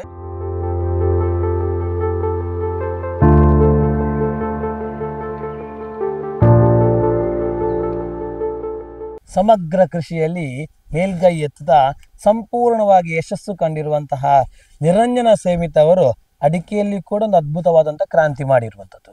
ಅಡಿಕೆಯ ಕೃಷಿ ತೋಟಕ್ಕೆ ಹೋಗ್ತಾ ಇದ್ದಾಗಲೇ ಇಷ್ಟು ಚೆನ್ನಾಗಿ ಇಡ್ಲಿಕ್ಕೆ ಸಾಧ್ಯವಾ? ಯಾಕಂದ್ರೆ ಅಡಿಕೆ ತೋಟಕ್ಕೆ ಹೋದಾಗ ಬೇರೆ ಬೇರೆ ರೀತಿಯಾಗಿರುವಂತಹ ಹುಲ್ಲುಗಳನ್ನು ಕಾಣ್ತಾ ಹೋಗ್ತೇವೆ, ಅತಿ ಎತ್ತರವಾಗಿ ಬೆಳೆದಿರ್ತದೆ, ಅಥವಾ ಆ ಬುಡದ ಸುತ್ತಲ್ಲಿ ಕಾಣ್ತಾ ಇದ್ದಾಗ ನೀಟ್ನೆಸ್ಗಳಿರುವುದಿಲ್ಲ. ನಿರಂಜನ ಸೇಮಿತ್ ಅವರು ಈ ರೀತಿಯಾದಂಥ ಕ್ಲೀನ್ ಆಗಿರುವಂಥ ಅಡಿಕೆ ತೋಟವನ್ನು ವ್ಯವಸ್ಥೆ ಮಾಡಿಕೊಳ್ಳಿಕ್ಕೆ ಹೇಗೆ ಸಾಧ್ಯ ಆಯ್ತು? ಯಾವ ರೀತಿಯಾದಂಥ ಆಲೋಚನೆಯಿಂದ ಇದು ಬೇಕು ಅಂತ ಅನಿಸ್ತು ನಿಮಗೆ? ಇದು ಒಂದು ನಮಗೆ ಹುಲ್ಲು ಬಂದ್ರೆ ನಮಗೆ ಫಸ್ಟಿಗೆ ದನಗೆ ಬೇಕು, ಅದಕ್ಕೆ ಕಟ್ ಮಾಡ್ತಾ ಇರ್ತೇವೆ ನಾವು. ಫುಲ್ ಇಡೀ ಟೈಮ್ ಅಲ್ಲಿ ಮಳೆಗಾಲ ಬಿಸಿಲು ಬಂದಾಗ ಫುಲ್ಲು ಮಳೆಗಾಲ ಇರಲಿ ಬೇಸಿಗೆಗಾಲ ಇರಲಿ ಫುಲ್ ಅಡಿಕೆ ಇದಕ್ಕೆ ದನಕ್ಕೆ ಹೌದು. ಇದು ಬೇಕೆ, ಯಾವುದು ಹೌದು. ಹುಲ್ಲು ಬೇಕೆ. ಹೌದು. ಅದೇ ಒಂದು ತೋಟದಲ್ಲಿ ಕ್ಲೀನ್ ಮಾಡ್ತಾ ಮಾಡ್ತಾ ಮಾಡ್ತಾ ಮಾಡ್ತಾ ಒಂದೊಂದು ತೋಟ ಕ್ಲೀನ್ ಆಗ್ತಾನೆ ಇರ್ತದೆ. Okay. ಹಾಗೆ ಒಂದು ಕ್ಲೀನ್ ಇರ್ತದೆ. Okay. ಮತ್ತೆ ಕೆಲವರಲ್ಲಿ ದನ ಇಲ್ಲ, ಹ. ಹಾಗೆ ಹುಲ್ಲು ಬರ್ತದೆ, ಅದನ್ನು ತೆಗಿಲಿಕ್ಕೆ ಅವರಿಗೆ ತುಂಬಾ ಖರ್ಚು ಆ ಉಂಟು. ಬುಡದಲ್ಲೂ ಅಷ್ಟೇ ಬಹಳ ನೀಟಾಗಿರುವಂತ ಕಳೆಗಳನ್ನೆಲ್ಲವನ್ನು ಕಟ್ ಮಾಡಿ ನೀಟಾಗಿ ಹಾಕಿದ್ದೀರಿ. ಕೆಲವು ಕಡೆಯಲ್ಲಿ ಹಾಗೆ ಇರುವುದಿಲ್ಲ. ಇಂತ ಮಾಡಿದ್ರೆ ಆ ಗಿಡಕ್ಕೆ ಎಷ್ಟು ಬೆನಿಫಿಟ್ಸ್ ಅಂತ ನೀವು ಹೇಳ್ತೀರಿ? ಅದು ಒಳ್ಳೇದುಂಟು, ಒಳ್ಳೇದು ಬರ್ತದೆ. ಕ್ಲೀನ್ ಇದ್ದರೆ ಮಾತ್ರ, ಇಲ್ಲದಿದ್ದರೆ ಮಳೆಗಾಲದಲ್ಲಿ ಒಂದು ಅಡಿಕೆ ಕೊಳೆ ರೋಗ ಬರ್ತದೆ. ಓಕೆ. ಅದು ಆಕ್ಚುಲಿ ಬುಡದ ಹತ್ತಿರ ಕ್ಲೀನೇ ಇರ್ಬೇಕು, ಮತ್ತೆ ಬುಡಕ್ಕೆ ಸುಣ್ಣ ಹಾಕ್ಬೇಕು. ಹೌದು. ಕೊಳೆ ರೋಗ ಬರುವುದು ಯಾವ್ದ್ರೆ ಒಂದು ಸಲ ಕೊಳೆ ರೋಗ ಬಂದ್ರೆ ಅಡಿಕೆ ಅದು ಮಣ್ಣು ತೇವಾಂಶ, ಮಳೆ ಬಂದು ಆ ಮಣ್ಣಿನ ತೇವಾಂಶ ಹೋಗ್ತದೆ, ಓಕೆ. ಜನರಿಗೆ ಗೊತ್ತಾಗುದಿಲ್ಲ. ಆ ತೇವಾಂಶ ಹೋದಾಗ ಈ ಕೊಳೆ ರೋಗ ಬೇಗ ಬರ್ತದೆ ಮಣ್ಣಿನಲ್ಲಿ. ಅದಕ್ಕೆ ಮಣ್ಣು ತೇವಾಂಶ ಪುನಃ ಬರ್ಬೇಕಾದ್ರೆ ಸುಣ್ಣ ಕೊಡ್ಬೇಕು ನಾವು. ಪ್ರತಿ ವರ್ಷ ಸುಣ್ಣ ಕೊಡ್ಬೇಕು. ಯಾವ ಸಮಯದಲ್ಲಿ ನೀವು ಕೊಡ್ತೀರಿ? ಇದೇ ನವೆಂಬರ್ ತಿಂಗಳಲ್ಲಿ ನವೆಂಬರ್ ತಿಂಗಳಲ್ಲಿ ಸುಣ್ಣ ಫಸ್ಟಿಗೆ ಸುಣ್ಣ ಕೊಡ್ಬೇಕು ನಾವು. ಆ ನಂತರ ಎಲ್ಲ ಗೊಬ್ಬರ ಮತ್ತೆ ಏನಾದ್ರು ಹಾಕುದಿದ್ರೆ ಫರ್ಟಿಲೈಸರ್ ಅದೆಲ್ಲ ಮತ್ತೆ ಕೊಡ್ಬೇಕು. ಸುಣ್ಣ ಕೊಟ್ಟು 15 ದಿವಸ ಬಿಡ್ಬೇಕು ಒಂದು ಬುಡ. ಸುಣ್ಣ ಕೊಟ್ಟು ಒಮ್ಮೆಲೆ ಎಲ್ಲ ತಂದು ಹಾಕೋದು ಕೆಲವರೇ ಮಾಡ್ತೇವೆ. ಈ ತೋಟದ ಕೆಲಸ ಮಾಡುವಾಗ ನೋಡ್ತೇವೆ, ಒಮ್ಮೆ ಕೆಲಸ ಮಾಡಿ ಮುಗಿಸುವ ನಮ್ದು ತಲೆ ಸಿಗುತ್ತೆ, ಎಲ್ಲ ಕೆಲಸ ಆಯ್ತು. ಹಾಗೆ ಮಾಡ್ಬೇಕು. ಅದನ್ನು ಒಂದು ಅದೇ ನಾನು ಹೇಳಿದ್ದೇನಲ್ಲ, ಸುಣ್ಣ ಹಾಕಿ 15 ದಿವಸ ಬಿಡ್ಬೇಕು. ಆ ನಂತರ ಪುನಃ ಇದು ಫರ್ಟಿಲೈಸರ್ ಹಾಕುವಾಗ ಹಾಕಿ 10 ದಿವಸ ಆದ್ರೂ ಬಿಡ್ಬೇಕು. ಆಮೇಲೆ ಗೊಬ್ಬರ ಕೊಡ್ಬೇಕು. ಆಮೇಲೆ ಮಣ್ಣು ಕೊಟ್ರೆ ಒಳ್ಳೆ ಇದ್ದವರು. ಕೆಲವರು ಕೊಡುದಿಲ್ಲ, ಏನು ಪ್ರಾಬ್ಲಮ್ ಇಲ್ಲ, ಮಣ್ಣೇ ಕೊಡ್ಬೇಕಂತ ಏನಿಲ್ಲ. ಗೊಬ್ಬರ ಕೊಡುವಾಗ ಸ್ವಲ್ಪ ಮಣ್ಣು ಹಾಕಿದ್ರೆ ಏನು ಒಂದೇ ಬಟ್ಟಿ ಕೊಟ್ರೆ ಒಳ್ಳೇದು ಇದಕ್ಕೆ ಅಡಿಕೆ ಮರ. ಈ ಕೊಳೆ ರೋಗ ಬಂದಿದೆ ಅಂತ ಎಣಿಸಿ ನೀವು, ಕೊಳೆ ರೋಗ ಬಂದಿದೆ. ಕೆಲವರು ನಮ್ದು ಎಲ್ಲ ಸತ್ತಿ ಹೋಯ್ತು ಗಿಡ. ಅದು ಏನು ಎಂದರೆ ಮಣ್ಣಿದ್ದೇ ಮಿಸ್ಟೇಕ್ ಅಲ್ಲಿ ಬರುದು, ಮಣ್ಣಿನ ಮಿಸ್ಟೇಕ್ ಅಲ್ಲೇ ಕೊಳೆ ರೋಗ ಬರುವುದು ಜಾಸ್ತಿ. ಕೆಲವರಿಗೆ ಅರ್ಥ ಆಗುದಿಲ್ಲ ಇದು, ನಾವು ಇದನ್ನು ಕಲಿತಿದ್ದೇವೆ ಈಗ.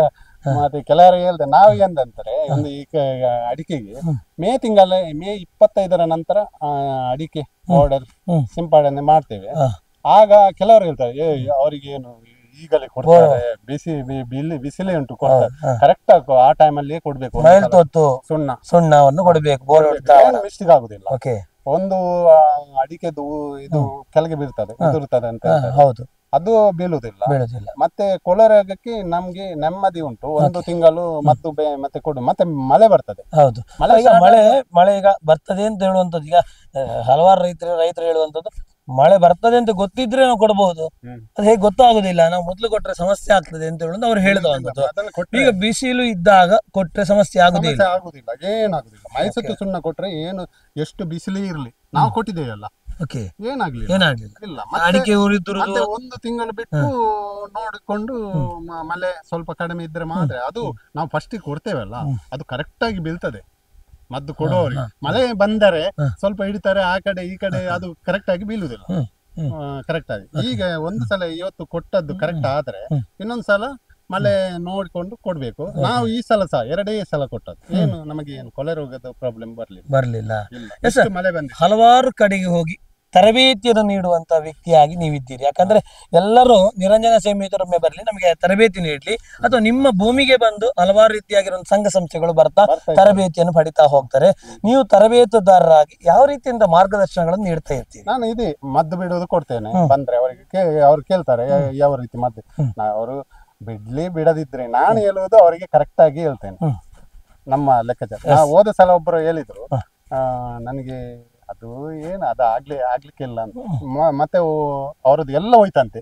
ಈಗ ಬಂದು ಹೇಳಿದ್ದು ಸೇಮಿತ, ನೀವು ಹೇಳಿದ್ದು ಕರೆಕ್ಟ್, ನಾವು ಮೊದಲೇ ಕೊಡ್ಬೋದಿತ್ತು, ಕೊಡ್ಲಿಲ್ಲ.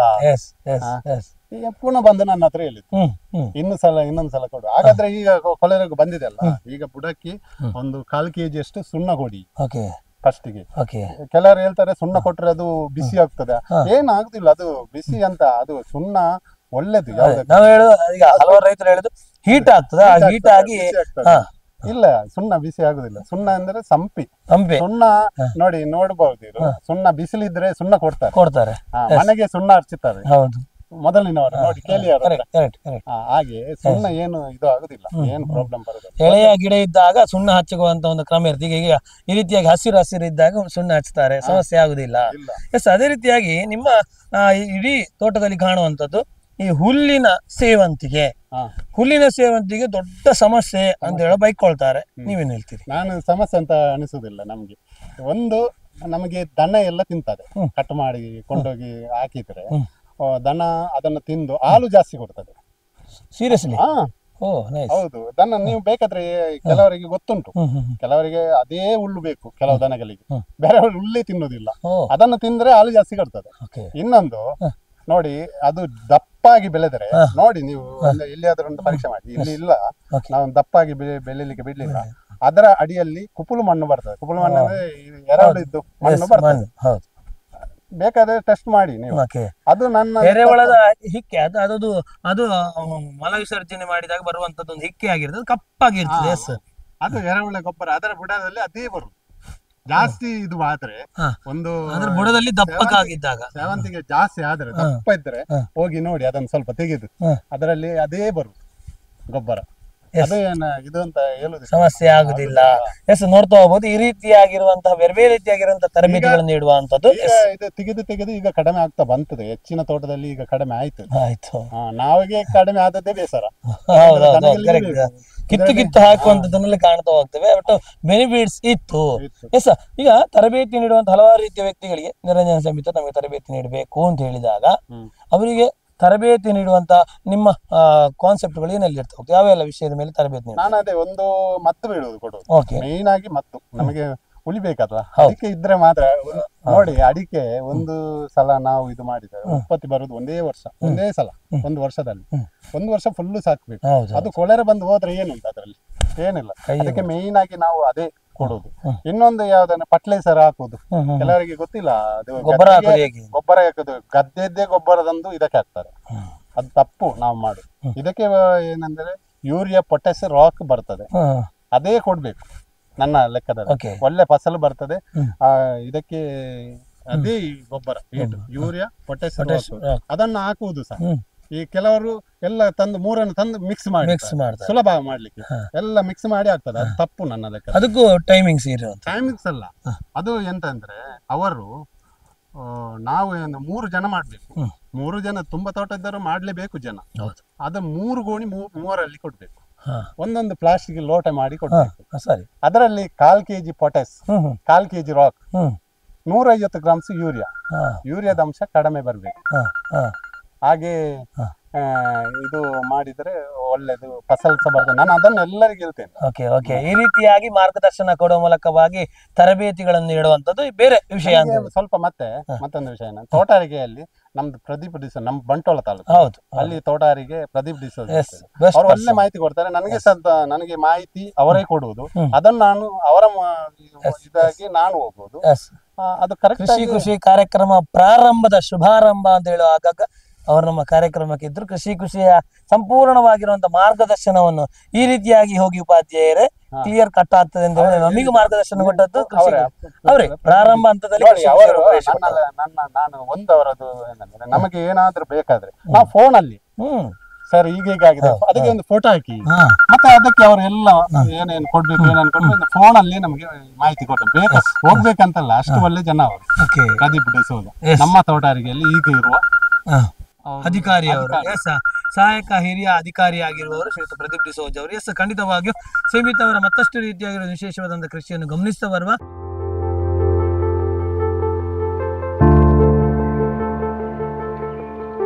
ನಮ್ಮೊಂದಿಗೆ ಮನೋಹರ್ ಶೆಟ್ಟಿ ಅವರಿದ್ದಾರೆ. ಕರ್ನಾಟಕ ರಾಜ್ಯ ರೈತ ಸಂಘ ಹಸಿರು ಸೇನೆಯ ರಾಜ್ಯ ಕಾರ್ಯದರ್ಶಿ ಅವರು. ಬಹಳ ಸಂತೋಷದಿಂದ ನಮಸ್ಕಾರ.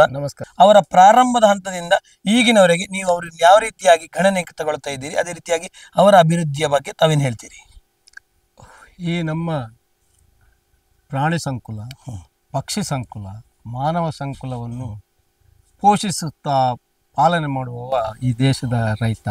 ಮನೆಯಲ್ಲಿ ವಿದ್ಯಾರ್ಥಿಗಳು ಸ್ವಲ್ಪ ಕಲಿಸಿಬಿಟ್ರೆ ಹೋಗುದು, ಇದು ಊರು ಬಿಟ್ಟು ಎಲ್ಲಿ ITBT ಉಂಟು, ಎಲ್ಲಿ ಉತ್ಪತ್ತಿ ಇದೆ, ಎಲ್ಲಿಂದ ಬದುಕಬಹುದು ಅಂತೇಳಿ. ಆದರೆ ನಾನು ಕಂಡಂತ ವ್ಯಕ್ತಿಗಳು ಈಗ ನಮ್ಮಲ್ಲಿ ಹಲವು ರೈತರಿದ್ದಾರೆ, ಆದರೆ ಅವರು ಹಾಗಲ್ಲ. ಈ ಕೃಷಿಯನ್ನು ಉಳಿಸಬೇಕು, ಈ ಕೃಷಿಯನ್ನು ಬೆಳೆಸಿ ದೇಶದ GDPಗೆ ತನ್ನ ಕಾಣಿಕೆಯನ್ನು ಕೊಡಬೇಕು ಅಂತ ರಾತ್ರಿ ಹಗಲು ದುಡಿಯುವಂತ ರೈತರಲ್ಲಿ ಒಬ್ಬ ಸೇಮಿತ, ನಿರಂಜನ ಸೇಮಿತ. ಅವರಿಗೆ ಹೋಗಬಹುದಿತ್ತು, ಅವರ ದುಬೈಗೆ ಹೋಗ್ಬೋದು ಅಥವಾ ಮಂಗಳೂರಿನಲ್ಲಿ ಏನೋ ದೊಡ್ಡ ಹೋಟೆಲ್ ಮಾಡಿಕೊಂಡು ಬಿಸ್ನೆಸ್ ಮಾಡಬಹುದಿತ್ತು. ತಂದೆಯವರು ಒಂದು ಪವಿತ್ರವಾದಂತಹ ಈ ಮಾತೃಭೂಮಿಯನ್ನು ಅವರಿಗೆ ಕೊಟ್ಟಿದ್ದಾರೆ. ಪವಿತ್ರವಾದ ಭೂಮಿ, ಭೂಮಿ ತಾಯಿಯ ಒಂದು ಮಡಿಲಿನಲ್ಲಿ ಒಂದು ಮಗುವನ್ನು ಕೊಟ್ಟು ಹೋಗಿದ್ದಾರೆ ಇವರ ತಂದೆಯವರು, ತಂದೆ ತಾಯಿಗಳು ಪುಣ್ಯಾತ್ಮರು. ಅವರು ಹೇಳ್ತಾರೆ, ಇಲ್ಲಿ ನನಗೆ ಅವರ ಬಗ್ಗೆ ಅಭಿಮಾನ, ಯಾಕಂದ್ರೆ ಭತ್ತ ಕೃಷಿ ಮಾಡ್ತಾ ಇದ್ರು. ಈಗಲೂ ಆಸಕ್ತಿ ಇದೆ. ಆ ಭತ್ತ ಕೃಷಿ ಎಷ್ಟೋ ಜನರ ಹೊಟ್ಟೆ ಹೊರೆಯುತ್ತದೆ. ತಂದೆ ದುಡ್ದು ಮಗನನ್ನು ದುಡ್ದು ಮಾಡಿದ ಕೂಡಲೇ ಕಾಲಾನುಗಟ್ಟದಲ್ಲಿ ಅವರು ವಿಧಿವಶರಾಗ್ತಾರೆ. ಈ ಮಗನನ್ನು ಇಲ್ಲಿ ಬಿಟ್ಟು ಹೋಗ್ತಾರೆ. ಇನ್ನೊಬ್ರು ಅಣ್ಣ ಇದ್ದಾರೆ, ಅವರಿಬ್ರು, ನಾನು ಇವರನ್ನು ಒಬ್ಬರನ್ನು ಹೇಳುದಿಲ್ಲ, ಅವರನ್ನು ಯಾಕಂದ್ರೆ ನಾನು ಕಣ್ಣಲ್ಲಿ ನೋಡಿದ್ರು. ಅವ್ರು ಹೇಳ್ತಾರೆ ಏನೋ ಅಭಿಮಾನದಿಂದ, ನಾನು ಖಂಡಿತವಾಗಿಯೂ ಅಲ್ಲ.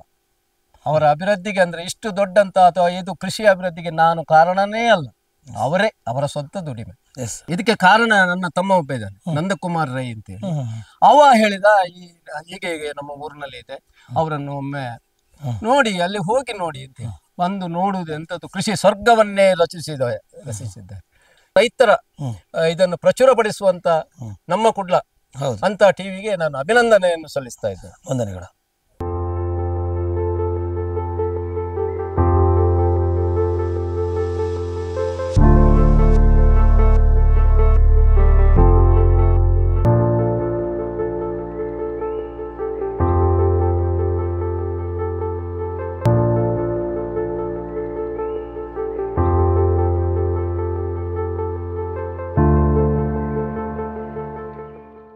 ನಿರಂಜನ ಸೇಮಿತರು ಬೇರೆ ಬೇರೆ ರೀತಿಯಾಗಿರೋ ಒಂದು ಹಣ್ಣಂಪಲುಗಳನ್ನು ಬೆಳೆಯುವ ಮೂಲಕ ಒಂದು ಒಳ್ಳೆ ರೀತಿಯಾಗಿರೋ ಹೊಸ ರೀತಿಯಾಗಿರೋ ಹಾದಿಯನ್ನು ಕೃಷಿಕರಿಗೆ ತೋರಿಸಿಕೊಟ್ಟಿರುವಂಥದ್ದು. ಅದರೊಟ್ಟಿಗೆ ಸಾಂಪ್ರದಾಯಿಕವಾಗಿ ಬೆಳೆಯುವಂತಹ ಅಡಿಕೆಯನ್ನು ಬೆಳೆದಿರುವಂಥದ್ದು. ಅದರೊಟ್ಟಿಗೆ ನಾವೀಗ ಗಮನಿಸಿರುವಂಥದ್ದು ತೆಂಗು ಮತ್ತು ಕಾಳುಮೆಣಸುಗಳು. ಈ ಒಂದು ಗೋಲ್ಡ್, ಬ್ಲ್ಯಾಕ್ ಗೋಲ್ಡ್ ಅಂತ ಹೇಳಿ ಕರೆಸಿಕೊಳ್ಳುವಂತಹ ಕಾಳುಮೆಣಸು ಕೂಡ ಬೆಳೆದಿದ್ದಾರೆ. ಏನ್ ಸ್ಪೆಷಾಲಿಟಿ ಇದೆ, ಎಷ್ಟು ತೆಂಗಿನ ಮರಗಳು ಇದೆ ಎಲ್ಲವನ್ನು ಗಮನಿಸಿದವರು. ತೆಂಗಿನ ಮರಗಳು ಅಂತ ಹೇಳಿದ್ರೆ ಎಷ್ಟು ಹಾಕಿದಿರಿ, ಎಷ್ಟು ಮರಗಳು? ಗಿಡ ನನ್ನಲ್ಲಿ ನಾವು ಒಟ್ಟಿಗೆ ಹಾಕಿದ್ದು, ಅಣ್ಣ ಮತ್ತು ನಾನು. Okay okay. ಒಂದು 200-300 ಗಿಡ ಉಂಟು. ಅಂದ್ರೆ ಈಗ ತಂದೆಯ ಕಾಲದಲ್ಲಿ ಹಾಕಿದ್ದಲ್ಲ, ನಂತರವಾಗಿ ಒಟ್ಟಿಗೆ. ಓಕೆ. ತಂದೆ ಕಾಲದಲ್ಲಿ ಇತ್ತು ತೆಂಗಿನ ಗದ್ದೆ ಬದಿಯಲ್ಲೆಲ್ಲ ತೆಂಗಿನ ಬುಡ ಎಲ್ಲ. ಸರಿ, ಬಾರ್ಡರ್ ಅಲ್ಲಿ ಮಾತ್ರ ಇದ್ದದ್ದು. ಮತ್ತೆ ನಾವೆಲ್ಲ ಹಾಕಿದ್ವಿ, ಅವನು ಸಹ ಒಟ್ಟಿಗೆ ಮಾಡಿ ಹಾಕಿದ್ವಿ. ಈಗ ನನ್ನದರಲ್ಲಿ ಒಂದು 100-150 ಗಿಡ ಉಂಟು ತೆಂಗಿನದ್ದು. ನಾನು ಜಾಗ ಇಲ್ಲ, ಸ್ಥಳ ಇಲ್ಲ ಬೇಕಾದಷ್ಟು ಮಾಡ್ಲಿಕ್ಕೆ. ಅದಕ್ಕೆ ತುಂಬಾ ಫೀಟ್ ದೂರ ದೂರಗಳು ಬೇಕಾಗ್ತದೆ, ಜಾಗ ಜಾಸ್ತಿ ಬೇಡ. ಮತ್ತೆ ಮಾಡಿದ್ದೀರಿ. ಒಂದು ಸ್ಪೆಷಲ್ ಆಗಿರುವಂತಹ ಒಂದು ತೆಂಗಿನ ಮರವನ್ನು ಮಾಡಿದ್ದಾರೆ. ಇದೊಂದು ನಿರಂಜನ ಸೇಮಿತ್ ಅವರ ಒಂದು ಸಂಶೋಧನೆ ಅಂತ ಹೇಳಿದ್ರೆ ತಪ್ಪಾಗ್ಲಿಕ್ಕಿಲ್ಲ. ಆ ಸಂಶೋಧನೆ ಬಗ್ಗೆ ತಾವೇ ತಿಳಿಸ್ಬೇಕು, ಯಾಕಂದ್ರೆ ನಾನು ಹೇಳಿದಕ್ಕಿಂತನೂ ಅವರು ಹೇಳುವಂತದ್ದು ಸ್ಪೆಷಲ್ ಆಗಿರ್ತದೆ. ಏನ್ ಸ್ಪೆಷಲ್? ನನಗೆ ಅದೊಂದು ಒಬ್ರು ಹೇಳಿದ್ರು, ಹೀಗೆ ಮಾಡಿದ್ರೆ ಹೀಗೆ ತಾಳೆ ಮರದ ಹಾಗೆ ಒಂದು ತೆಂಗಿನಕಾಯಿ ಬರ್ತದೆ.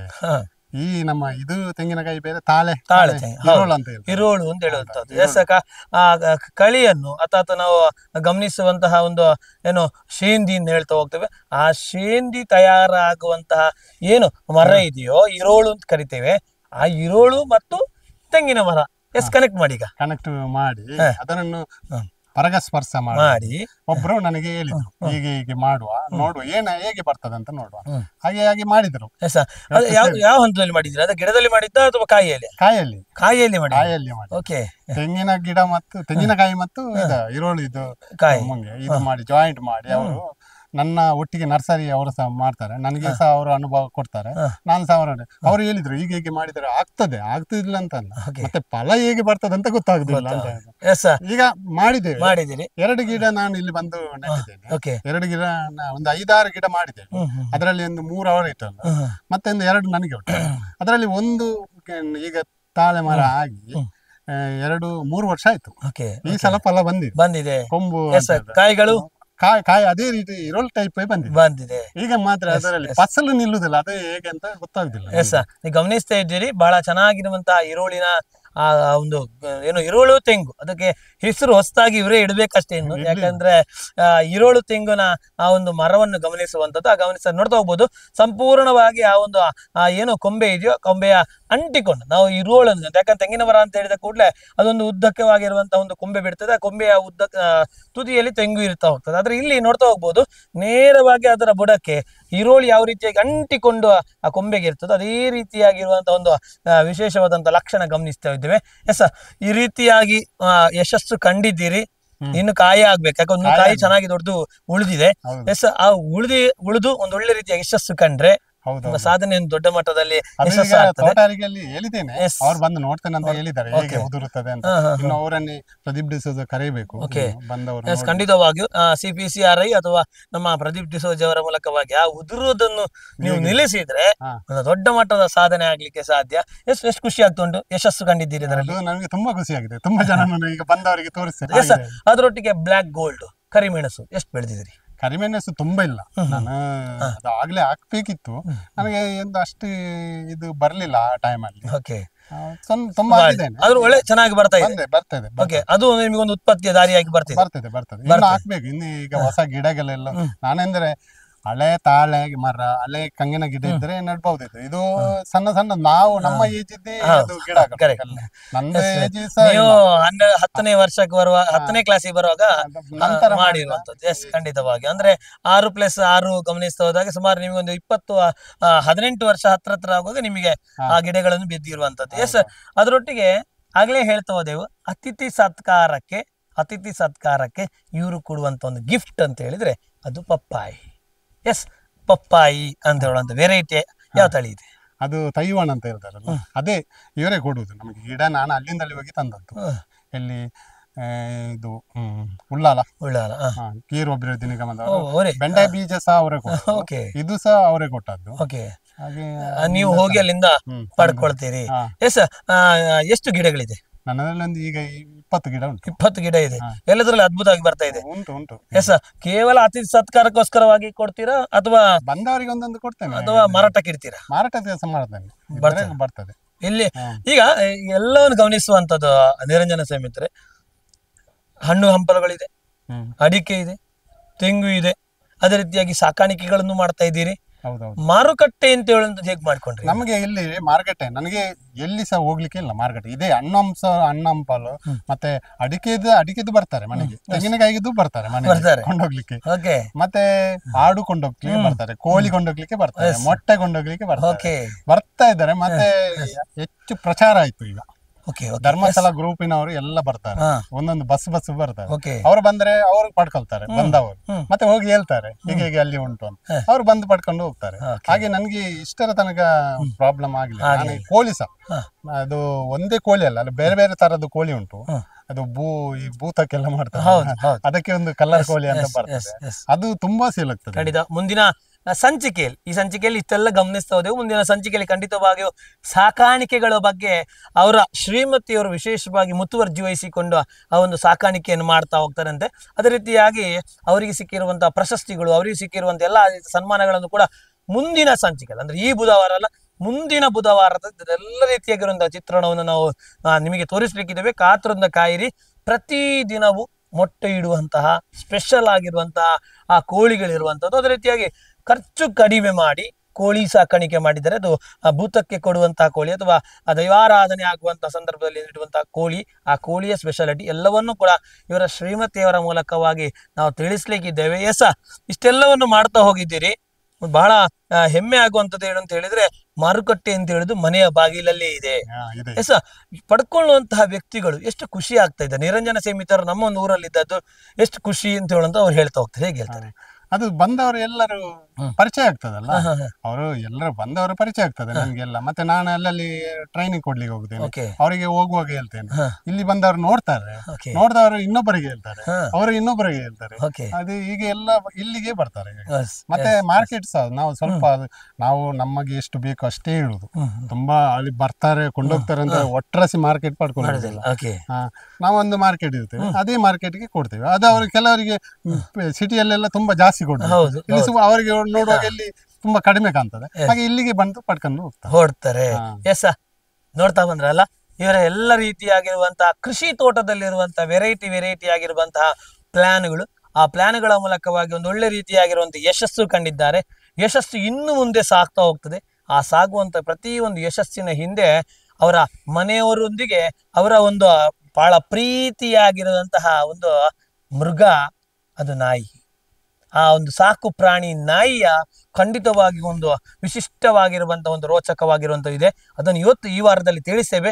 ಮುಂದಿನ ವಾರದಲ್ಲಿ ನೀವು ಸಾಕಾಣಿಕೆಗಳ ಬಗ್ಗೆ ಮತ್ತು ಇವರ ಸಾಲಾಗಿರುವಂತಹ ಪ್ರಶಸ್ತಿಗಳ ಸರಮಾಲೆಗಳು ಹೇಗೆ ಬಂತು, ಯಾವ ರೀತಿಯಾಗಿ ಕೃಷಿಕ ಇದನ್ನು ಪಡ್ಕೊಳ್ಬಹುದು ಅಂತ ಹೇಳುವಂತ ತಿಳಿಸ್ತಾ ಹೋಗ್ತೇವೆ ಸರ್. ಈಗ ನಾವು ಕೊನೆಯದಾಗಿ ನಾವು ಈ ಒಂದು ಸಂಚಿಕೆಯಲ್ಲಿ ನಿಮ್ಮ ಪ್ರೀತಿಯ ನಾಯಿ, ಯಾಕಂದ್ರೆ ಪ್ರಾರಂಭ ಹಂತದಲ್ಲಿ ನಾವಿಲ್ಲಿಗೆ ಬಂದಾಗ ನಮ್ಮೊಂದಿಗೆ ಅದು ಒಂದು ಒಳ್ಳೆ ರೀತಿಯಾಗಿ ಫ್ರೆಂಡ್ಲಿ ಆಗಿ ಬಿಹೇವ್ ಮಾಡ್ಲಿಕ್ಕೆ ಪ್ರಾರಂಭ ಆಯ್ತು. ಈಗಲೂ ಕೂಡ ನಮ್ಮೊಂದಿಗೆ ಇದೆ. ನಿರಂಜನ ಸೇಮಿತ್ ಅವರ ಮನೆಯ ಪಾರ್ಟ್ನರ್ ಆಗಿ ಇಡೀ ನಮ್ಮ ತೋಟವನ್ನು ಸುತ್ತಿಕೊಂಡು, ಈ ನಿರಂಜನ ನನ್ನ ತೋಟ ಇಲ್ಲೆಲ್ಲ ಉಂಟು, ಇಲ್ಲೆಲ್ಲ ಇದೆ ಅಂತ ಹೇಳುವಂಥದ್ದನ್ನು ದಾರಿ ದೀಪವಾಗಿ ಮಾರ್ಗಸೂಚಿಯಾಗಿ ಅದೇ ಕರ್ಕೊಂಡು ಹೋಗ್ತಾ ಇದೆ.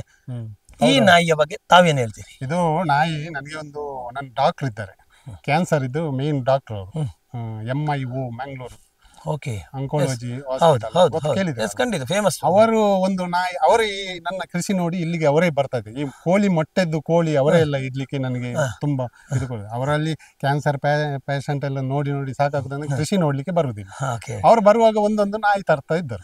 ಅವರ ಆಗುಂಬೆ ಅಲ್ಲಿ ಕೃಷಿ ಉಂಟು, ನನ್ನನ್ನು ಕರ್ಕೊಂಡು ಹೋಗಿ ಅಲ್ಲಿ ನೋಡ್ಲಿಕ್ಕೆ, ಅದನ್ನ ನಾವೆಲ್ಲ ನೋಡಿ ಅವರು ಒಂದು ನಾಯಿ ತಂದು ಇಲ್ಲಿ ಅಲ್ಲಿ ಕೊಂಡೋಗ್ಲಿಕ್ಕೆ ಇಲ್ಲಿ ತಂದು ಒಂದು 5-6 ತಿಂಗಳು ಇಟ್ರು.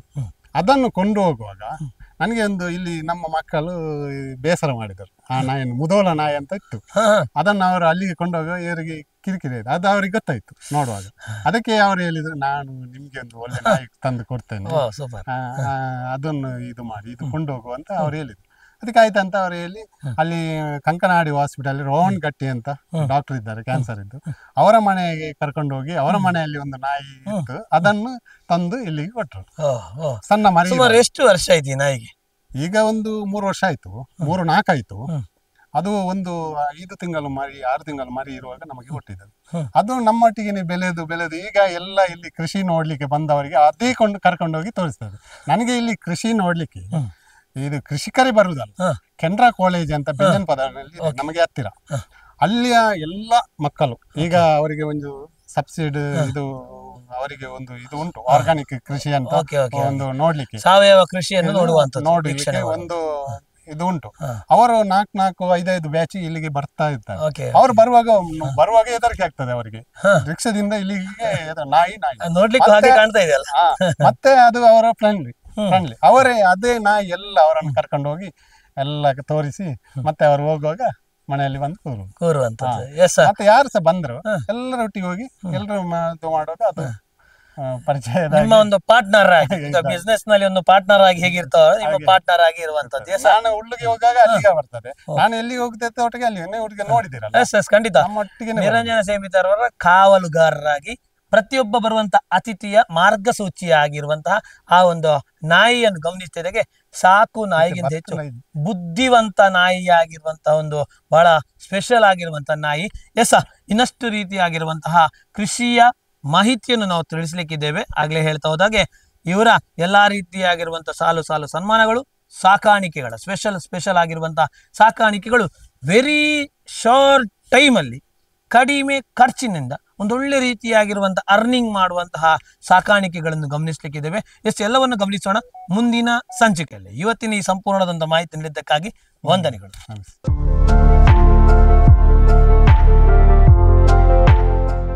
ರೈತ ಮಿತ್ರರೇ, ಸಾಧನೆ ಮಾಡಬೇಕು ಅಂತ ಹೇಳಿದ್ರೆ ಅದು ಸಬಳಾಗಿದ್ರೂ ಕೂಡ ಅದನ್ನು ಸಾಧನೆ ಮಾಡುವಂತಹ ಪ್ರಕ್ರಿಯೆಯಲ್ಲಿ ಅದಕ್ಕೊಂದು ಒಳ್ಳೆ ರೀತಿಯ ರೂಪ ಕೊಡಲಿಕ್ಕೆ ಸಾಧ್ಯ ಆಗ್ತದೆ. ಅಂತಹ ರೂಪ ಕೊಡುವಂತಹ ವ್ಯಕ್ತಿಯಾಗಿ, ಸಾಧನೆಯ ಪುರುಷರಾಗಿ ಒಂದು ಎಲ್ಲ ರೀತಿಯಾಗಿರುವಂತಹ ಕೃಷಿಯನ್ನು ಅಚ್ಚುಕಟ್ಟಿನಲ್ಲಿ ಮಾಡುವ ಮೂಲಕವಾಗಿ ಪ್ರತಿಯೊಂದು ಕೂಡ ಇರಬೇಕು. ಯಾವುದೇ ಕಾರಣಕ್ಕೂ ಅದು ವೇಸ್ಟ್ ಅಲ್ಲ. ಎಲ್ಲ ಕೃಷಿಗಳಿದ್ದಾಗ ಮಾತ್ರ ಒಬ್ಬ ಕೃಷಿಕ ಗೆಲ್ಲಲಿಕ್ಕೆ ಸಾಧ್ಯ ಆಗ್ತದೆ. ಒಂದರಲ್ಲಿ ಸೋತ್ರೆ ಇನ್ನೊಂದರಲ್ಲಿ ಗೆಲ್ಬಹುದು ಅಂತ ಹೇಳುವಂಥ ನೀತಿ ಪಾಠವನ್ನು ಇವತ್ತಿನ ಈ ಒಂದು ಕೃಷಿ ಕಾರ್ಯಕ್ರಮದಲ್ಲಿ ನಿರಂಜನ ಸೇಮಿತ್ ಅವರು ನಮಗೆ ತಿಳಿಸ್ತಾ ಹೋದ್ರು. ಮುಂದಿನ ವಾರದಲ್ಲಿ ಒಂದು ಬಹಳ ಉತ್ತಮವಾಗಿರುವಂತಹ ಒಂದು ಹಾದಿ ಅದು. ಯಾಕಂತ ಹೇಳಿದ್ರೆ ಪ್ರತಿಯೊಬ್ಬ ಕೃಷಿಕನಿಗೂ ಕೂಡ ಕೂತಲ್ಲಿಯೇ ಅರ್ನಿಂಗ್ ಮಾಡುವಂತಹ ಸಾಕಾಣಿಕೆಯ ವ್ಯವಸ್ಥೆಗಳಿರ್ಬೋದು. ಅದರೊಟ್ಟಿಗೆ ಒಬ್ಬ ಕೃಷಿಕನಿಗೆ ಒಂದು ಮನ್ನಣೆ ಸಿಗಬೇಕು ಅಂತ ಹೇಳಿದಾಗ ಸರ್ಕಾರ ಇರ್ಬೋದು, ಸಂಘ ಸಂಸ್ಥೆಗಳಿರ್ಬೋದು, ಅವನಿಗೊಂದು ಗೌರವ ಕೊಡಬೇಕು.